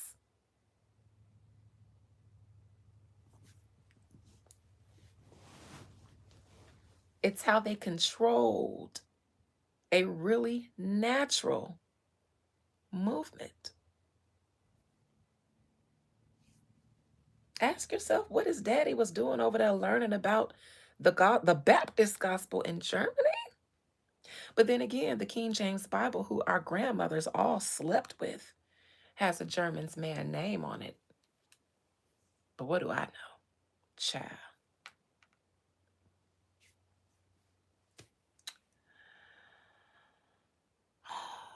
But we were driven by a common purpose. We were unified, not just by what we were fighting against. Because when they created this, the civil rights movement was at its peak. We were unified. These are nations, not just by what we were fighting against. We were unified by what we were fighting for. And together, Europe, you know who comes from there? And America, and you know, we just read the preamble, so you knew who these are descendants of, prevailed,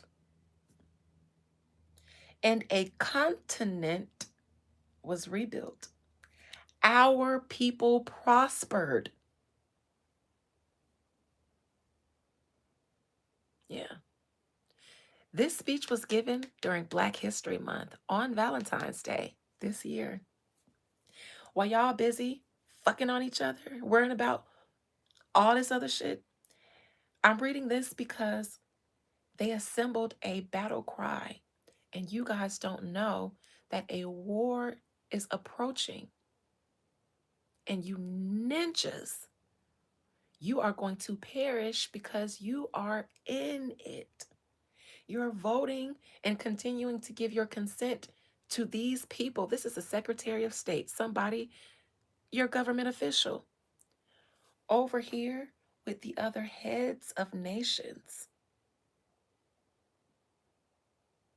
referring back to the days that they created their security alliance, meaning they banded together because somebody was under a threat. And I'm telling you, whenever Black people are on the rise, that's why he said we have a common challenge.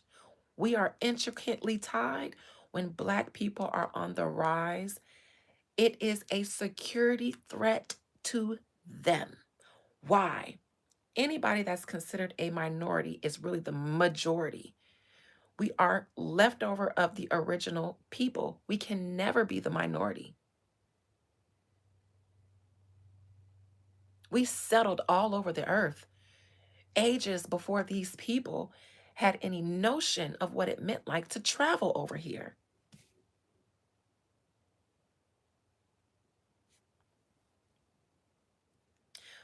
Whenever nature, because we are symbiotic with nature, can't say the same for them. Whenever nature moves, it moves through us. And you will see a rebellion or a revolution amongst a minority group, one of the oppressed people, dark hued oppressed people. I'm not talking about the ones who fiend oppression so that they can fit into a prophecy. No, no, no, no, no, no, no. Every time we on the move, they're on the move. And I'm bringing this up because y'all missed it, but I didn't. And it's my job as the oracle to pronounce these things.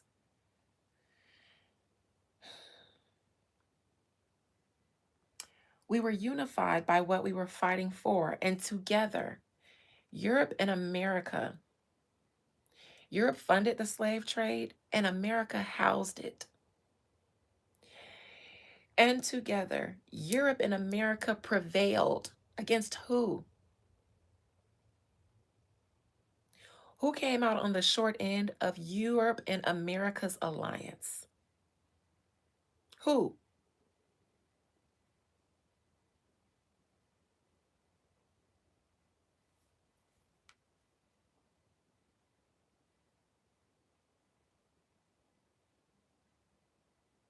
Our people prospered, period. In time, the East and West blocks were reunited. A civilization was once again made whole because they finally got to live with the people who they were told to get away from again. Now they're happy, but we're not because they found their way back into the lands of milk and honey. When they got into those lands, they became happy. Who suffered? The people who were already there. This is who the Security Council was created for.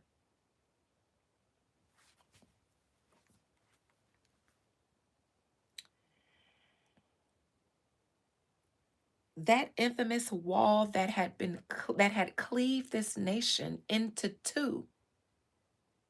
This nation? You mean the United States? I only know of one wall that was in the United States that split into two in 1963, and that was a racial divide. That infamous wall that had cleaved this nation into two came down, and with it, an evil empire. Who was the evil empire? The only ones that lost in the civil rights era were the blacks. We don't have any more civil rights movements. What we do still have is a government, a more oppressive one. My God, because y'all missed all of this. That infamous wall that had cleaved this nation into two came down, and with it, an evil empire. And the East and West became one again. Why did they say the East and West? Where did they get most of your black asses from? I don't care what you identify with. All of a sudden, all y'all ancestors was here. No.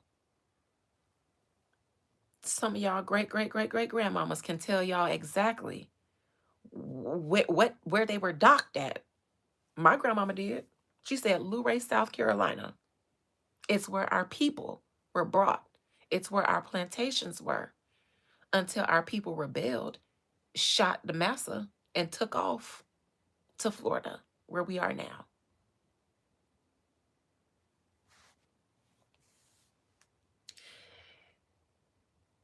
In time, the East and the West blocks were reunited because there were some in the East that participated, sold us off to these people in the West. And now trade and business can be done between the East and the West because now they're trading a product,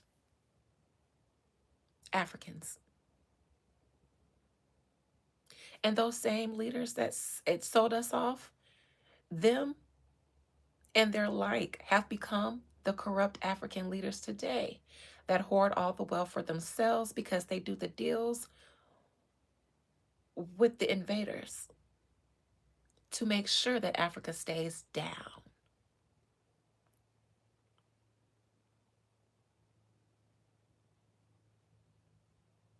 And they make sure that any movements we have to empower ourselves die, including the one that we made with Marcus Garvey to return to Africa. They sabotaged that too. This is a trade agreement. And the East and the West became one again. But the euphoria of this triumph led us to a dangerous delusion. That means they got power hungry and got delusional, didn't see things all the way through. that we had entered, quote, the end of history. Whose end days is it?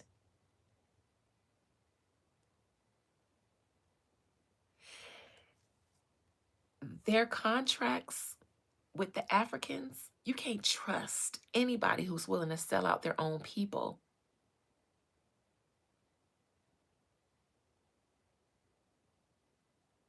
They didn't think it through when they made deals with corrupt Africans.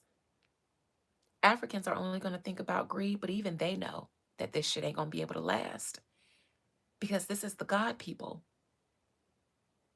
But by then, we'll be dead and gone, so it don't matter.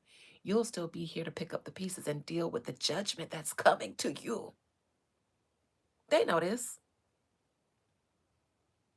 These people are saying we fucked up by doing deals with the scamming ass Africans. Yes, you did. That we had entered the end of history. They're saying by doing this nasty deed with them, we have entered into our own demise.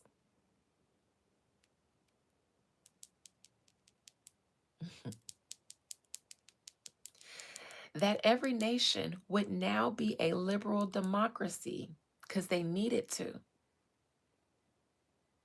It's the only way to stop the empowerment movement that's coming, the big one that cannot be stopped, is to brainwash you niggas into their movements.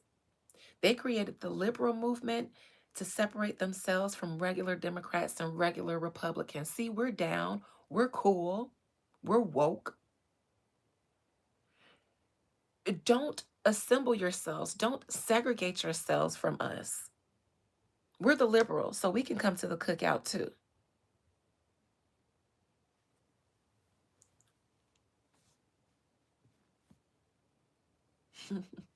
And you guys fall for it every motherfucking time.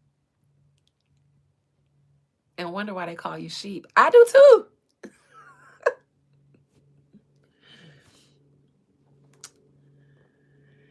That the ties formed by trade come through. Come through. Come through, higher wisdom. That the ties formed by trade and commerce alone would now replace nationhood. They're saying, how delusional could we be to think the business we've been doing with those Africans will replace nationhood now that Abraham is over there helping them rebuild the great Africa? And even in the US, there is a messenger over here, a thorn in our side. We have to meet up. We have to deal with this problem.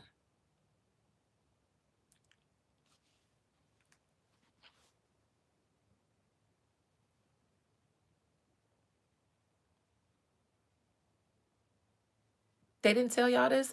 No, because they wanted y'all to pay attention to Trump and his theatrics and the state of the nation or whatever that was. This though, y'all didn't know nothing about that, did you? Trump is a clown, so he runs the circus, but he's the entertainment for y'all. While they go and you're seething about Trump and whatever else, the Epstein files, I told y'all just the other week there was a reason why they released them now. And listen, I can't tell y'all too much more because you still wouldn't get it if I spelled it. And this ain't me being like boastful. This is me saying like, you're the reason that we're in this situation because not enough of you were woke enough, early enough, not the real woke. You guys would have turned on the people that really came to help you, which is why now they only help those that present themselves to them wanting help. Nobody would risk their neck for y'all anymore because they'll die for it. And you will let it happen. And then just like a sheep, you'll fill away, you'll make a post, you'll RIP. And then the next week, they'll give you something to manja, manja, manja, and you will.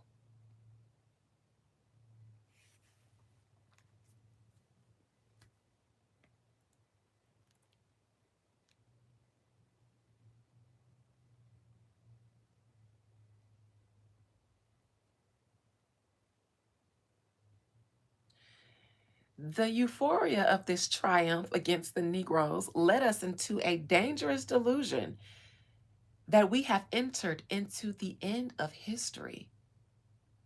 He said this on Valentine's Day this year, that every nation would now be a liberal democracy because that's what they thought was going to work.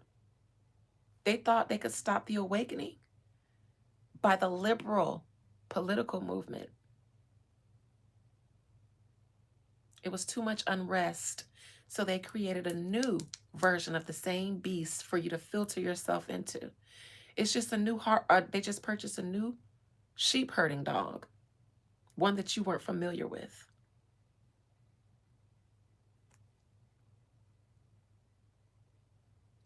That the ties formed by trade and commerce alone would now replace nationhood. That the rules-based global order, an overused term, would now replace the national interest. And that we would now live in a world without borders where everyone became a citizen of the world. Because that's not what they wanted.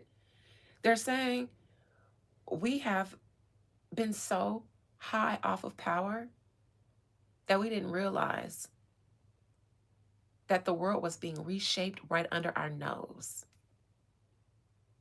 And this was always going to happen, which is why there is a period of judgment for you, but just a trial and a tribulation for me. And we can deal with that. This was a foolish idea that ignored both human nature and ignored the lessons of over 5,000 years of recorded human history. They're talking about the way the original people act. We're predictable because we're old and there's nothing new under the sun but them, because they got caught slipping. We should be predictable because we've been here since the world existed. You've been here long enough to study us, and you've had the power and the resources to do so, and you still, because you're not all the way human. You don't have a higher consciousness. So your lower animalistic self, all you can do is just live in the high of your power. If you had a soul, it would have kicked in and start telling you things, how to prepare for survival. It would have helped you see the future. But you guys are not a people of prophecy and vision, which is why Mark, Matthew, John given prophecies are laughable. You thieves them. And why the Reclaiming series has my channel being sabotaged all the time. I don't think you guys are listening to what this man is saying. This was a foolish idea that ignored both human nature, meaning we should have known better. Human nature is human nature. We should have never thought that at the end of the day, when it came to survival, they would choose the fact that we used to trade slaves with them and help them stay rich over nationhood, because that is more of a threat to them. They're African. They live in Africa.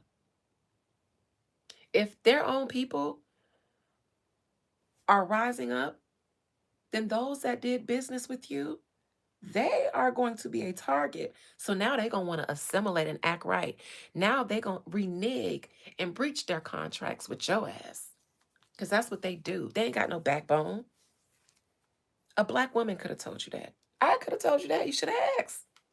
You know, because when you guys caught wind of history 5,000 years ago with the Sumerian tablets, they were honoring the goddess. So when you guys found out about the world, when you came into it and learned about it, it was a matriarchy world. It was under the reign of the divine feminine. And that is where chaos ensued when you guys got a hold to the Sumerian tablets, to all the ancient documents in the world, and find out that they were honoring a woman, and you all didn't have it within your biological makeup to do so. Y'all ain't never honored your women. Hence the feminist movement, because they start living around the blacks and seeing how the black men treated and honored their wives. The wives ran the household. The men went to work, came home, gave the wife the check, and she dispersed everything back to the family and the children. And the white woman was like, that's not fair. And then came the feminist movement. And they got y'all black asses behind it so y'all can champion it.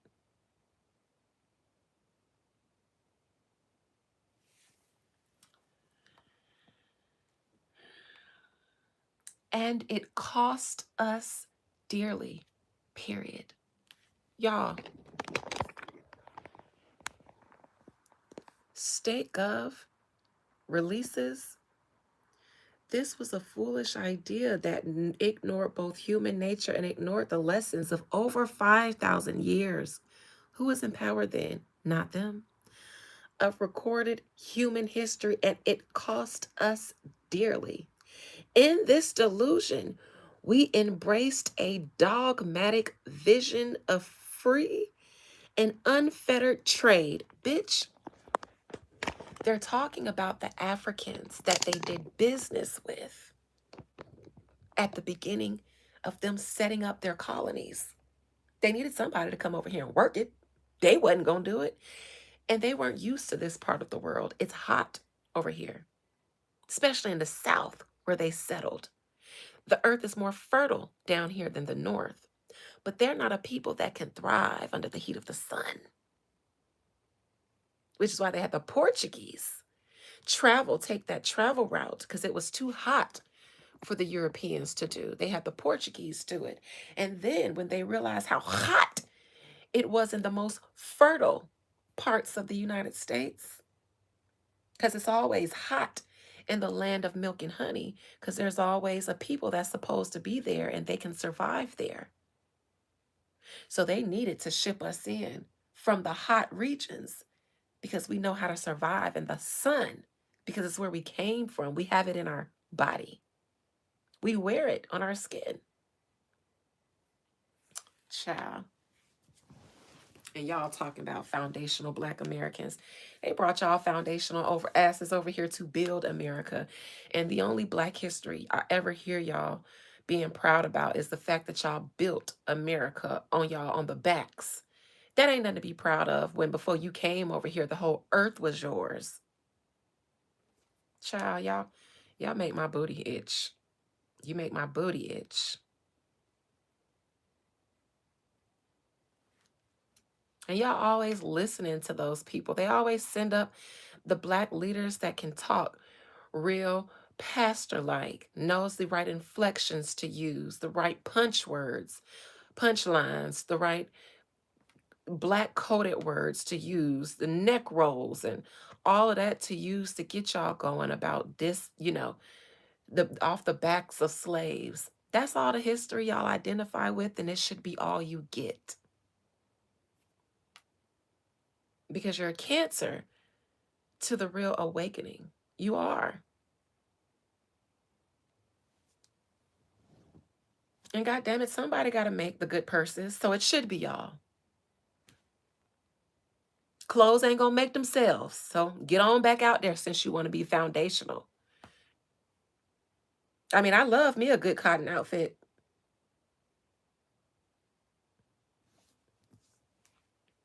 Get your foundational out there, ass out there, and get to it. Because you can't be beneficial to what's really beneficial to Black people. You can't be. So you might as well go back there with your foundational ass and get to picking.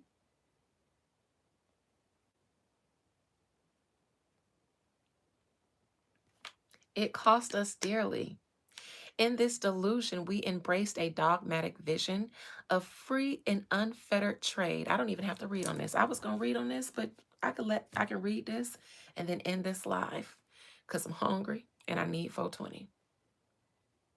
And that's another thing. If y'all foundational asses don't like picking cotton, grow my marijuana for me. I like it homegrown.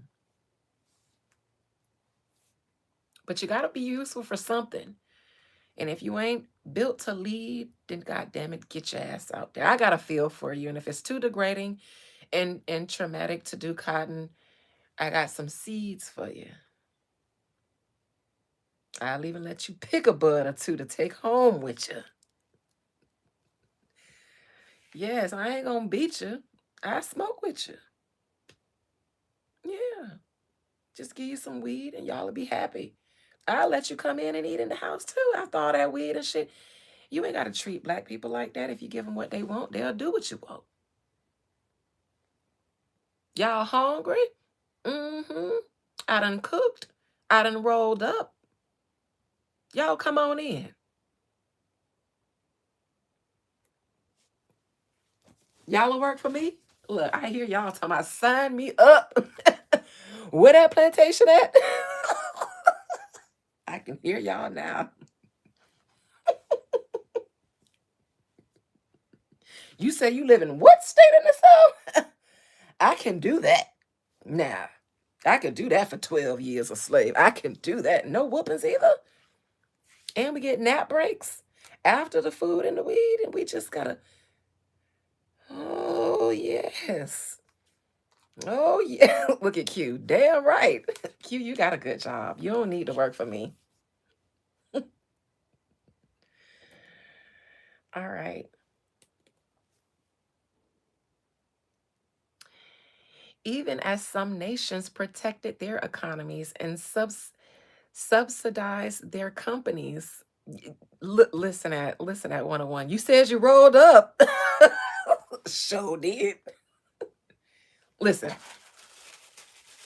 you hear that? That's that sack. And I use a natural grab leaf that y'all pick for me out the field. I show, listen, if you pick it, I'll roll it. If you grow it for me, I'll roll it. Listen, y'all got out that field and picked this leaf. And I said, y'all's good uns. Now don't bring that herb in here I done cooked. I like to roll up. I don't like nobody to roll my weeds because I roll the best blunts. I roll it how I like to roll it. And I always find something to complain about when somebody else rolls. So I'm going to roll my blunts. No matter how rich I get, I'm rolling my shit.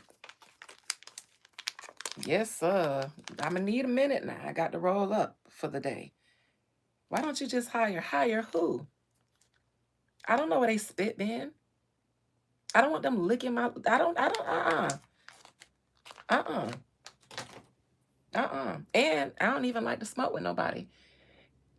In my 30s, I feel like I'm too grown to be smoking with you. You should have your blunt. I should have my blunt. Why am I passing you my blunt? You broke? Here, I'll give you some weed if you ain't got none, but this is for me. We should smoke together. I don't even like smoking behind people no more because, bitch, I'm so used to smoking solo dolo. I don't want to pass my shit to you. You got weird habits. I got a process. And I don't want to interrupt that.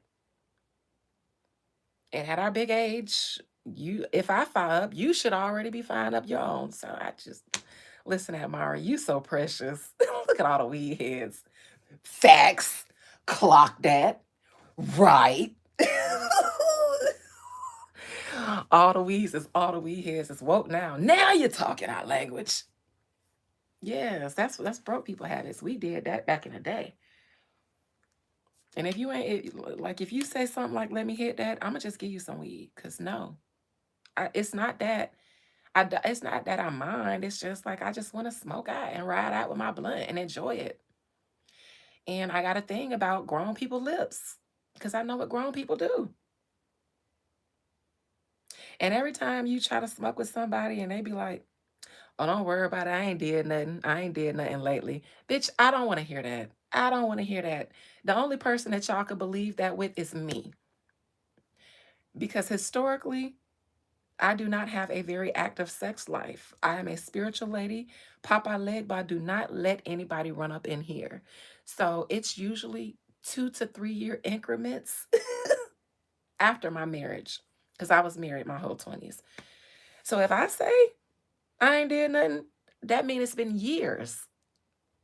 I promise you. I'm the only person everybody in my family feels safe doing anything behind, because they already know she ain't did nothing. She ain't been with nobody, child. You safer with her than a baby, because they put worse stuff in their mouth. But no, I respect the fact that you grown and y'all freaky. So I just choose not to put my mouth on anything y'all grown people put their mouth on. I just don't, because y'all nasty. I'm grown.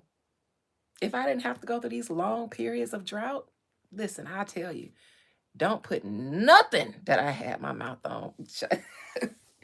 I've done dirty, naughty things with this thing. Do not let me get a man in my life. I'm gonna tell you off rip.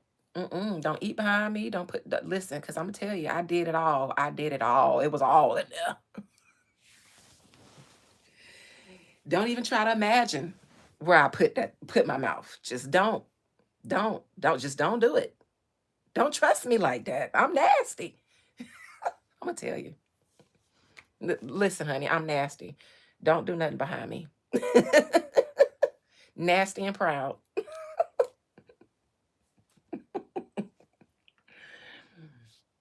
Okay.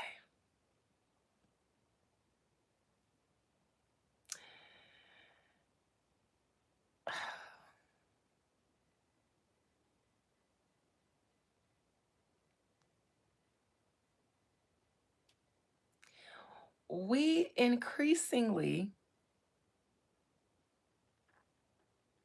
outsourced our sovereignty to international institutions, while many nations invested in massive welfare states at the cost of maintaining the ability to defend themselves.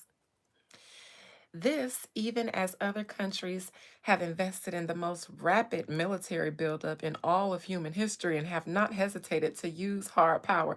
They mad because they went over there trying to steal Iran oil. And Iran said, if you think we won't even kill our own people to keep y'all out, you got another motherfucking thing coming. And did. 2,000 of their own people that was protesting against keeping America out. They said, oh, y'all with the ops? You can go too. And America backed the fuck up.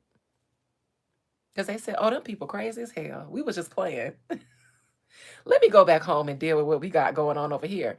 But after they backed down, they went to the other international communities to say we need to jump them.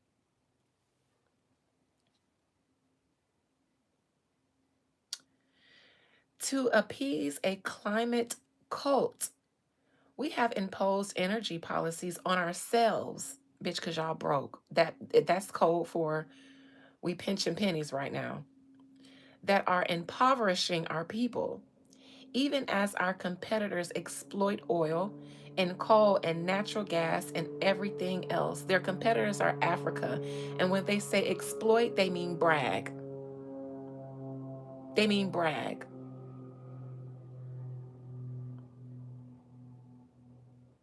Not just to power their economies, but to use as leverage against our own. They are mad that Africa is saying we don't have to give you any of our stuff because you need it. You need our raw minerals and our raw materials. But we wake up in it. Now they're saying they ain't just, now they're mad because Africa is saying it's ours and we can keep it as we like. Toddler talk. I'm reading it like this so that y'all cannot look at it in their political terms, but see it for the childishness that it is. They ran to the international community that are just as dying off as they are to say, let's band together and jump them. Because not only are they not sharing their God given resources with us, but they're bragging about it. In a pursuit of a world without borders, we opened our doors to an unprecedented wave of mass migration. Y'all needed the money. That threatens the cohesion of our societies. So now they're saying it was our decision to base this nation on diversity. But they're trying to say like they did some noble thing. In a pursuit of a world without borders, we opened our doors to an unprecedented wave of mass migration. I thought this was a country built on immigrants. The founding fathers were usually, all of the founding fathers were born in Britain.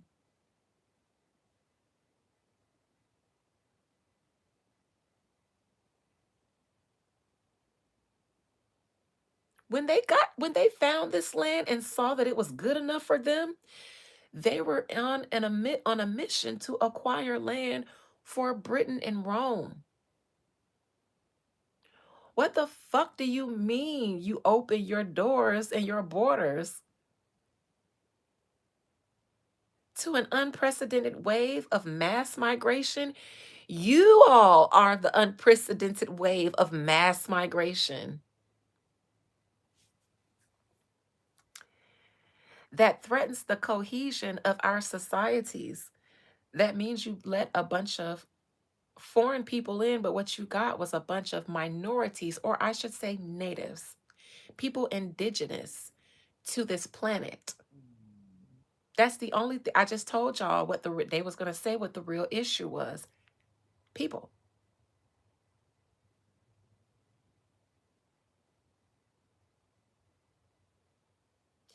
Threatens the cohesion of our societies.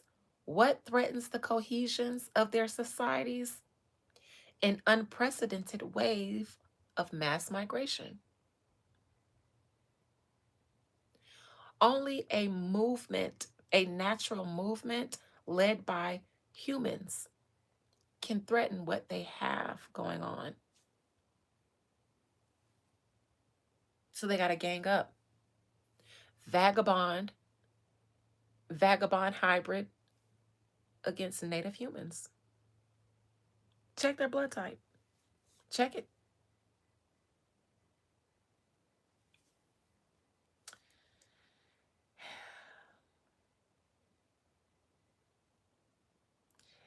It threatens the cohesion of our societies, the continuity of our culture.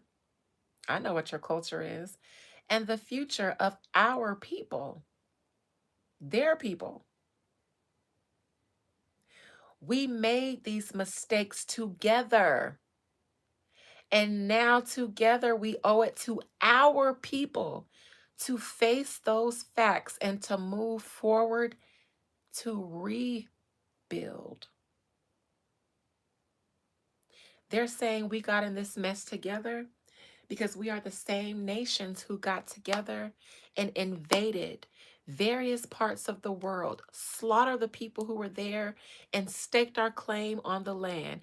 Anybody who was left over that we didn't slaughter, we enslaved them once they were few in number.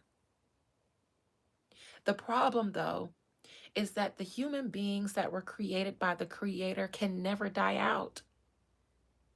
They can't. They will never die out. That's called natural law.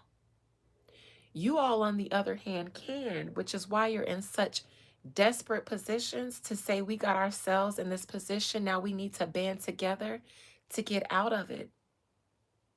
But they're not talking to any nation that has some sort of ancient tie to this planet. None of those are there. Only the new people, the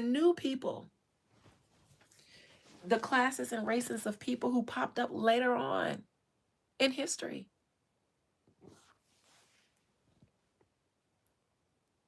The ones who got kicked out because they were violent. They band together and if Abel is able to get away with killing one, then I, Lamech, will be avenged 7 times.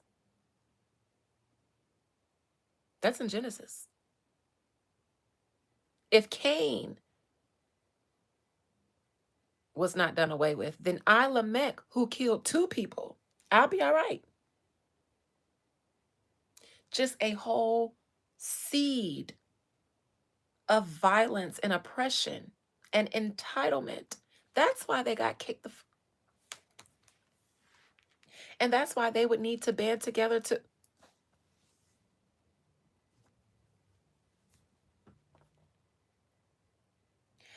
under President Trump, the United States will once again take on the task of renewal and restoration.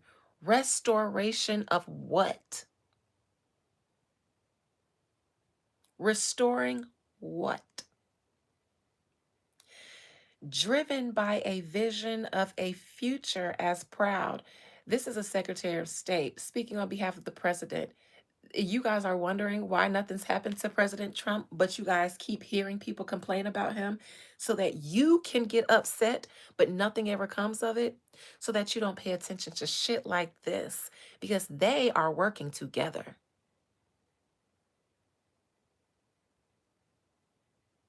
to uphold their survival. They know you gonna survive. You survived every age of history, multiple floods, multiple invasions, slavery periods. I mean, roaches.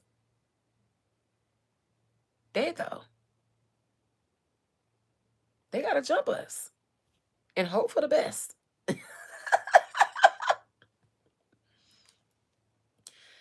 That is why you guys keep getting nowhere when you're begging and pleading for Congress or somebody to do something. They want you guys to be in that state so they can absolutely continue to plan behind your back.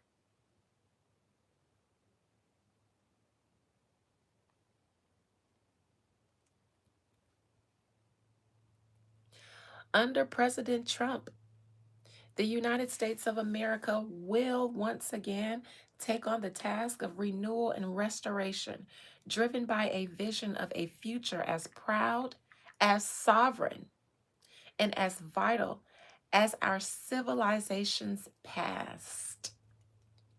There we again, talking about the days when they were in complete power.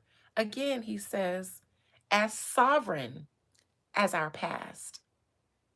Because right now we've got integration, all these equality movements, blacks thinking they could just have rights and talk out how they want to.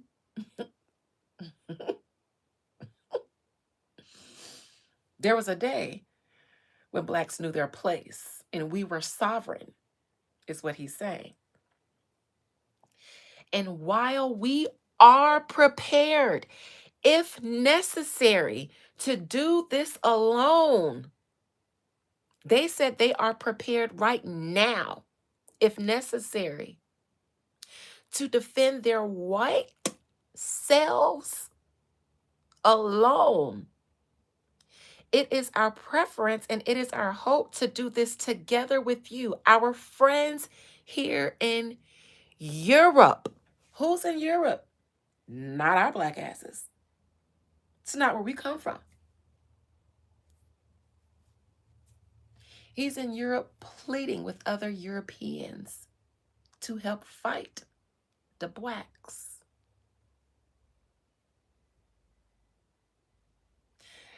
Thank you. This is your great grandpa for coming in here and standing up for my honor, but you are up against the federales, the same people I'm talking about. They be up in here. That's why they troll in moments like this. They let me cook talking about the celebrity stuff, which is why I threw this in here with the celebrity stuff, and which is why I said I was going to pretend like I was going to read the celebrity stuff, but then pull this out. But I didn't want you guys who saw the thumbnail to be upset when I pulled a Jedi mind trick on you when it was meant for them. Because if I had just came out and said that this video was going to be about Mark Rubio in my thumbnail, then I might not have gotten this far into my live.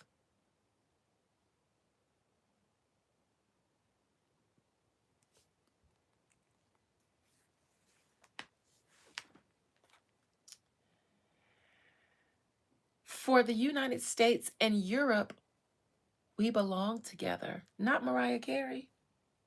Not he said, DJ, hit that beat. Oh, oh, oh, oh. I shouldn't mean it when I said I never. Not we belong together. For the United States and Europe, we belong together. America was founded not begging Europe after you pulled a coup on them, but only after the queen is dead. Because the queen would have said, off with their heads. You came in here to beg for my help after what y'all did to me? After I sent y'all out there and paid y'all good money, made y'all knights to go out there and acquire that land for me, and you and France went behind my back to steal it for yourselves? Off with your heads. And you came to my palace to beg gods. I'm talking about rolling down the royal hallways and corridors. Heads, necks. All you would have heard was thum, thum, thum, thum, thum, thum, thum, thum, thum, thum, thum, thum, just rolling. And you know what I would have did after? Made me some toast and beans.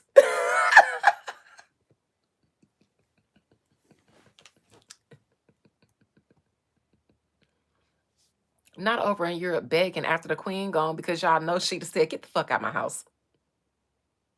Child. Y'all is a mess over there.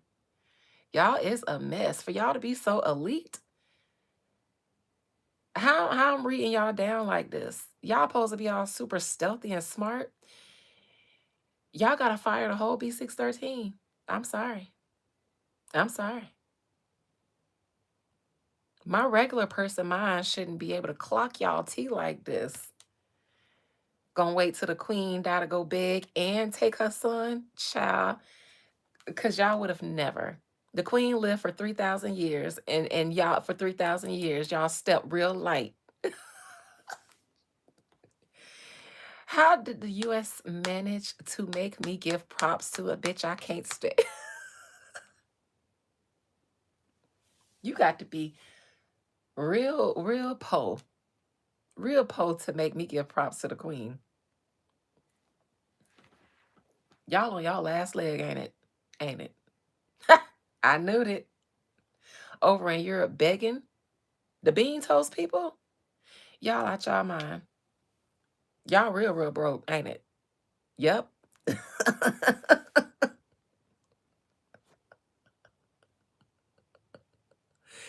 You know how people, when you was mad or something and people laugh at you and point, and it made you madder when you was a kid? So you, oh, stop laughing at me.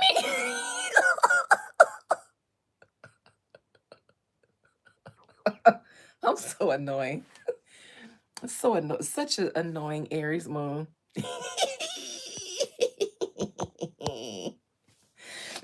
Stop looking at me. Then they want to fight you because they mad and they got to take the anger out somewhere, and you laughing at them. I'm surprised they ain't shut this whole live down. For the United States and Europe, we belong together. Bitch, you better talk to them nice. America was founded 250 years ago. Y'all, listen, the shortest empire in history before it started crumbling.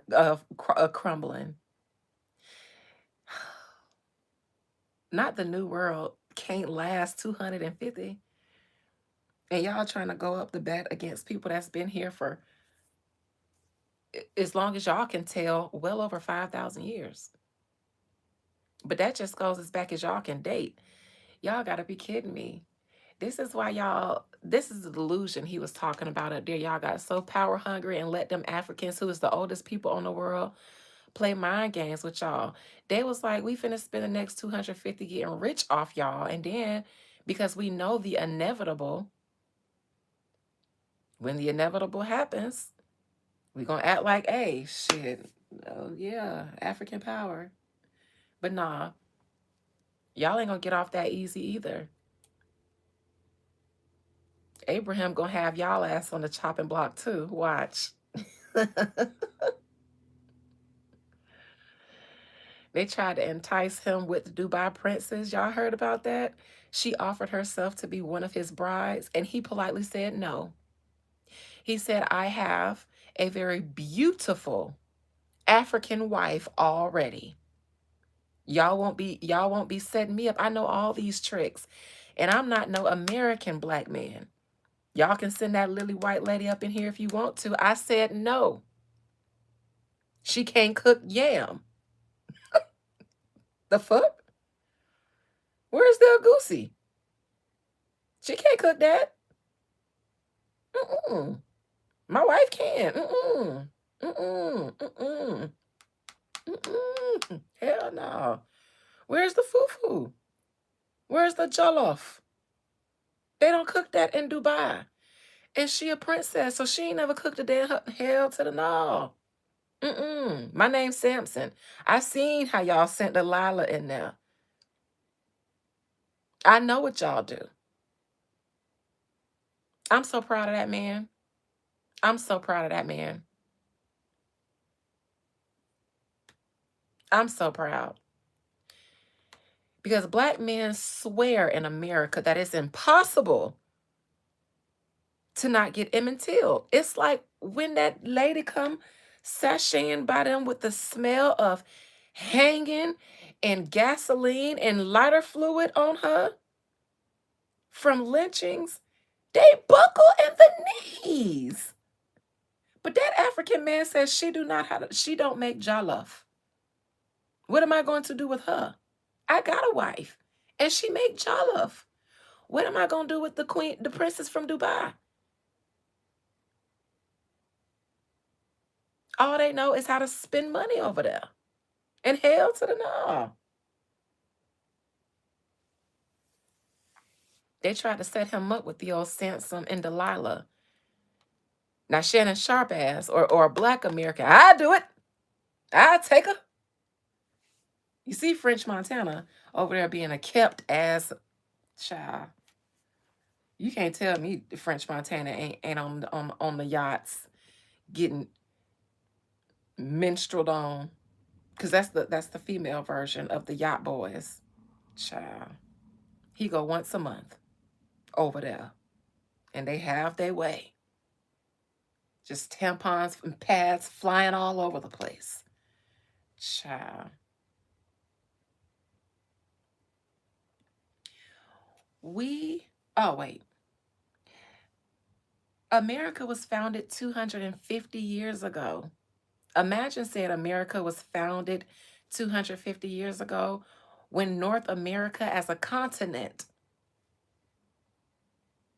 Y'all sound stupid trying to lay claim on a continent, talking about America was founded 250 years ago on a whole continent, a whole old ass continent.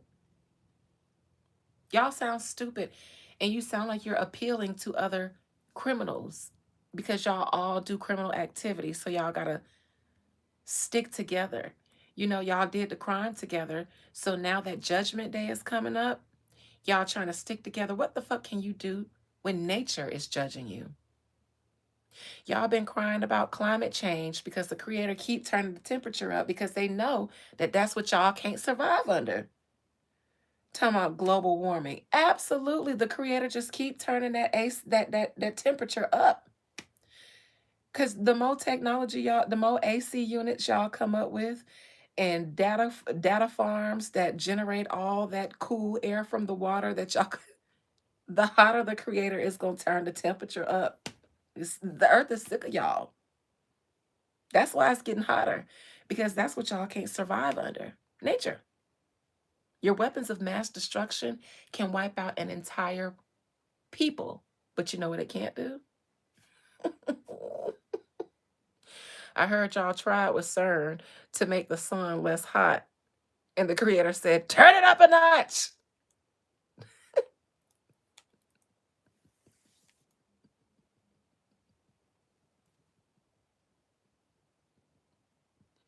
Y'all be skipping the beaches these years, ain't it? Because it just be too hot, ain't it? My brother-in-law is mixed, and I saw a whole layer of his skin peel off and float away in the ocean. I'm so serious. The man had second-degree burns the next day.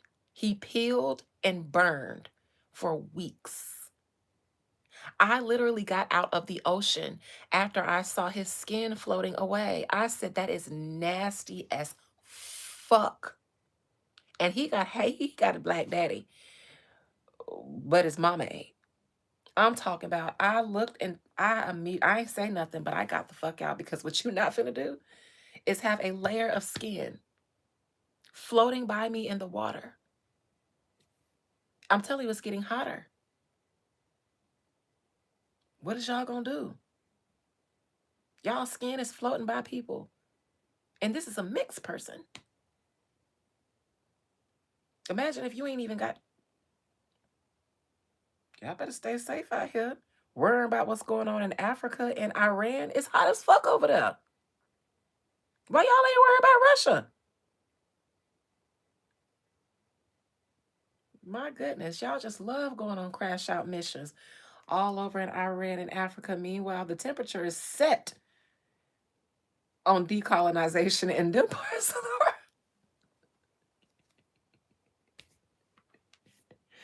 South Africa, I guess that's bearable because it's more mountainous over there for y'all. So it's more shade. That's why y'all settle in South Africa. It's cooler in South Africa. Live, is it cooler in South Africa due to the mountains?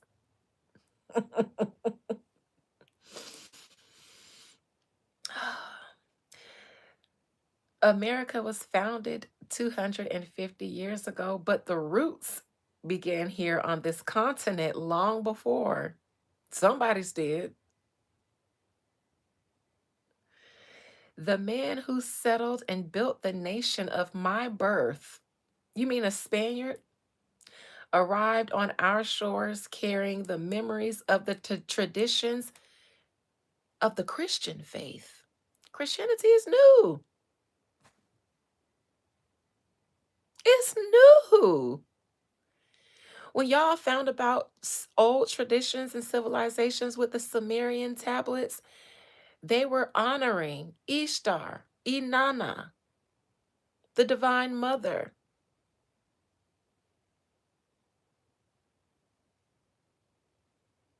Y'all, the more y'all read, the more y'all seized. And so you start plucking yourselves into stuff.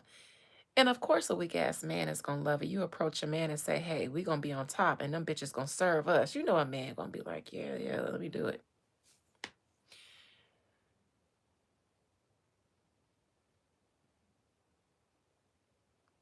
So you mean to tell me y'all roots on this continent go back to the Christian faith? That's still not old enough, man. Miss Adina, get some rest. Okay, I was gonna try to finish this, but I'll shut it down because it's almost 10 o'clock. And Q is saying, "Get some rest." He's saying, "I'm tired and I want to hear the rest, so stop." So I will. I'll pick up on this Saturday because I might take tomorrow off and only do members lives tomorrow night. So Saturday, I'll pick up here with Mark Rubio. CQ, I'm a good woman because a man tell me, and I just be like, "Yes, sir." See, I shut up and listen. When a man say get some rest, because only a good man would be concerned about you working yourself too hard, giving too much of yourself. A good man, Savannah. Good night, because Q said so.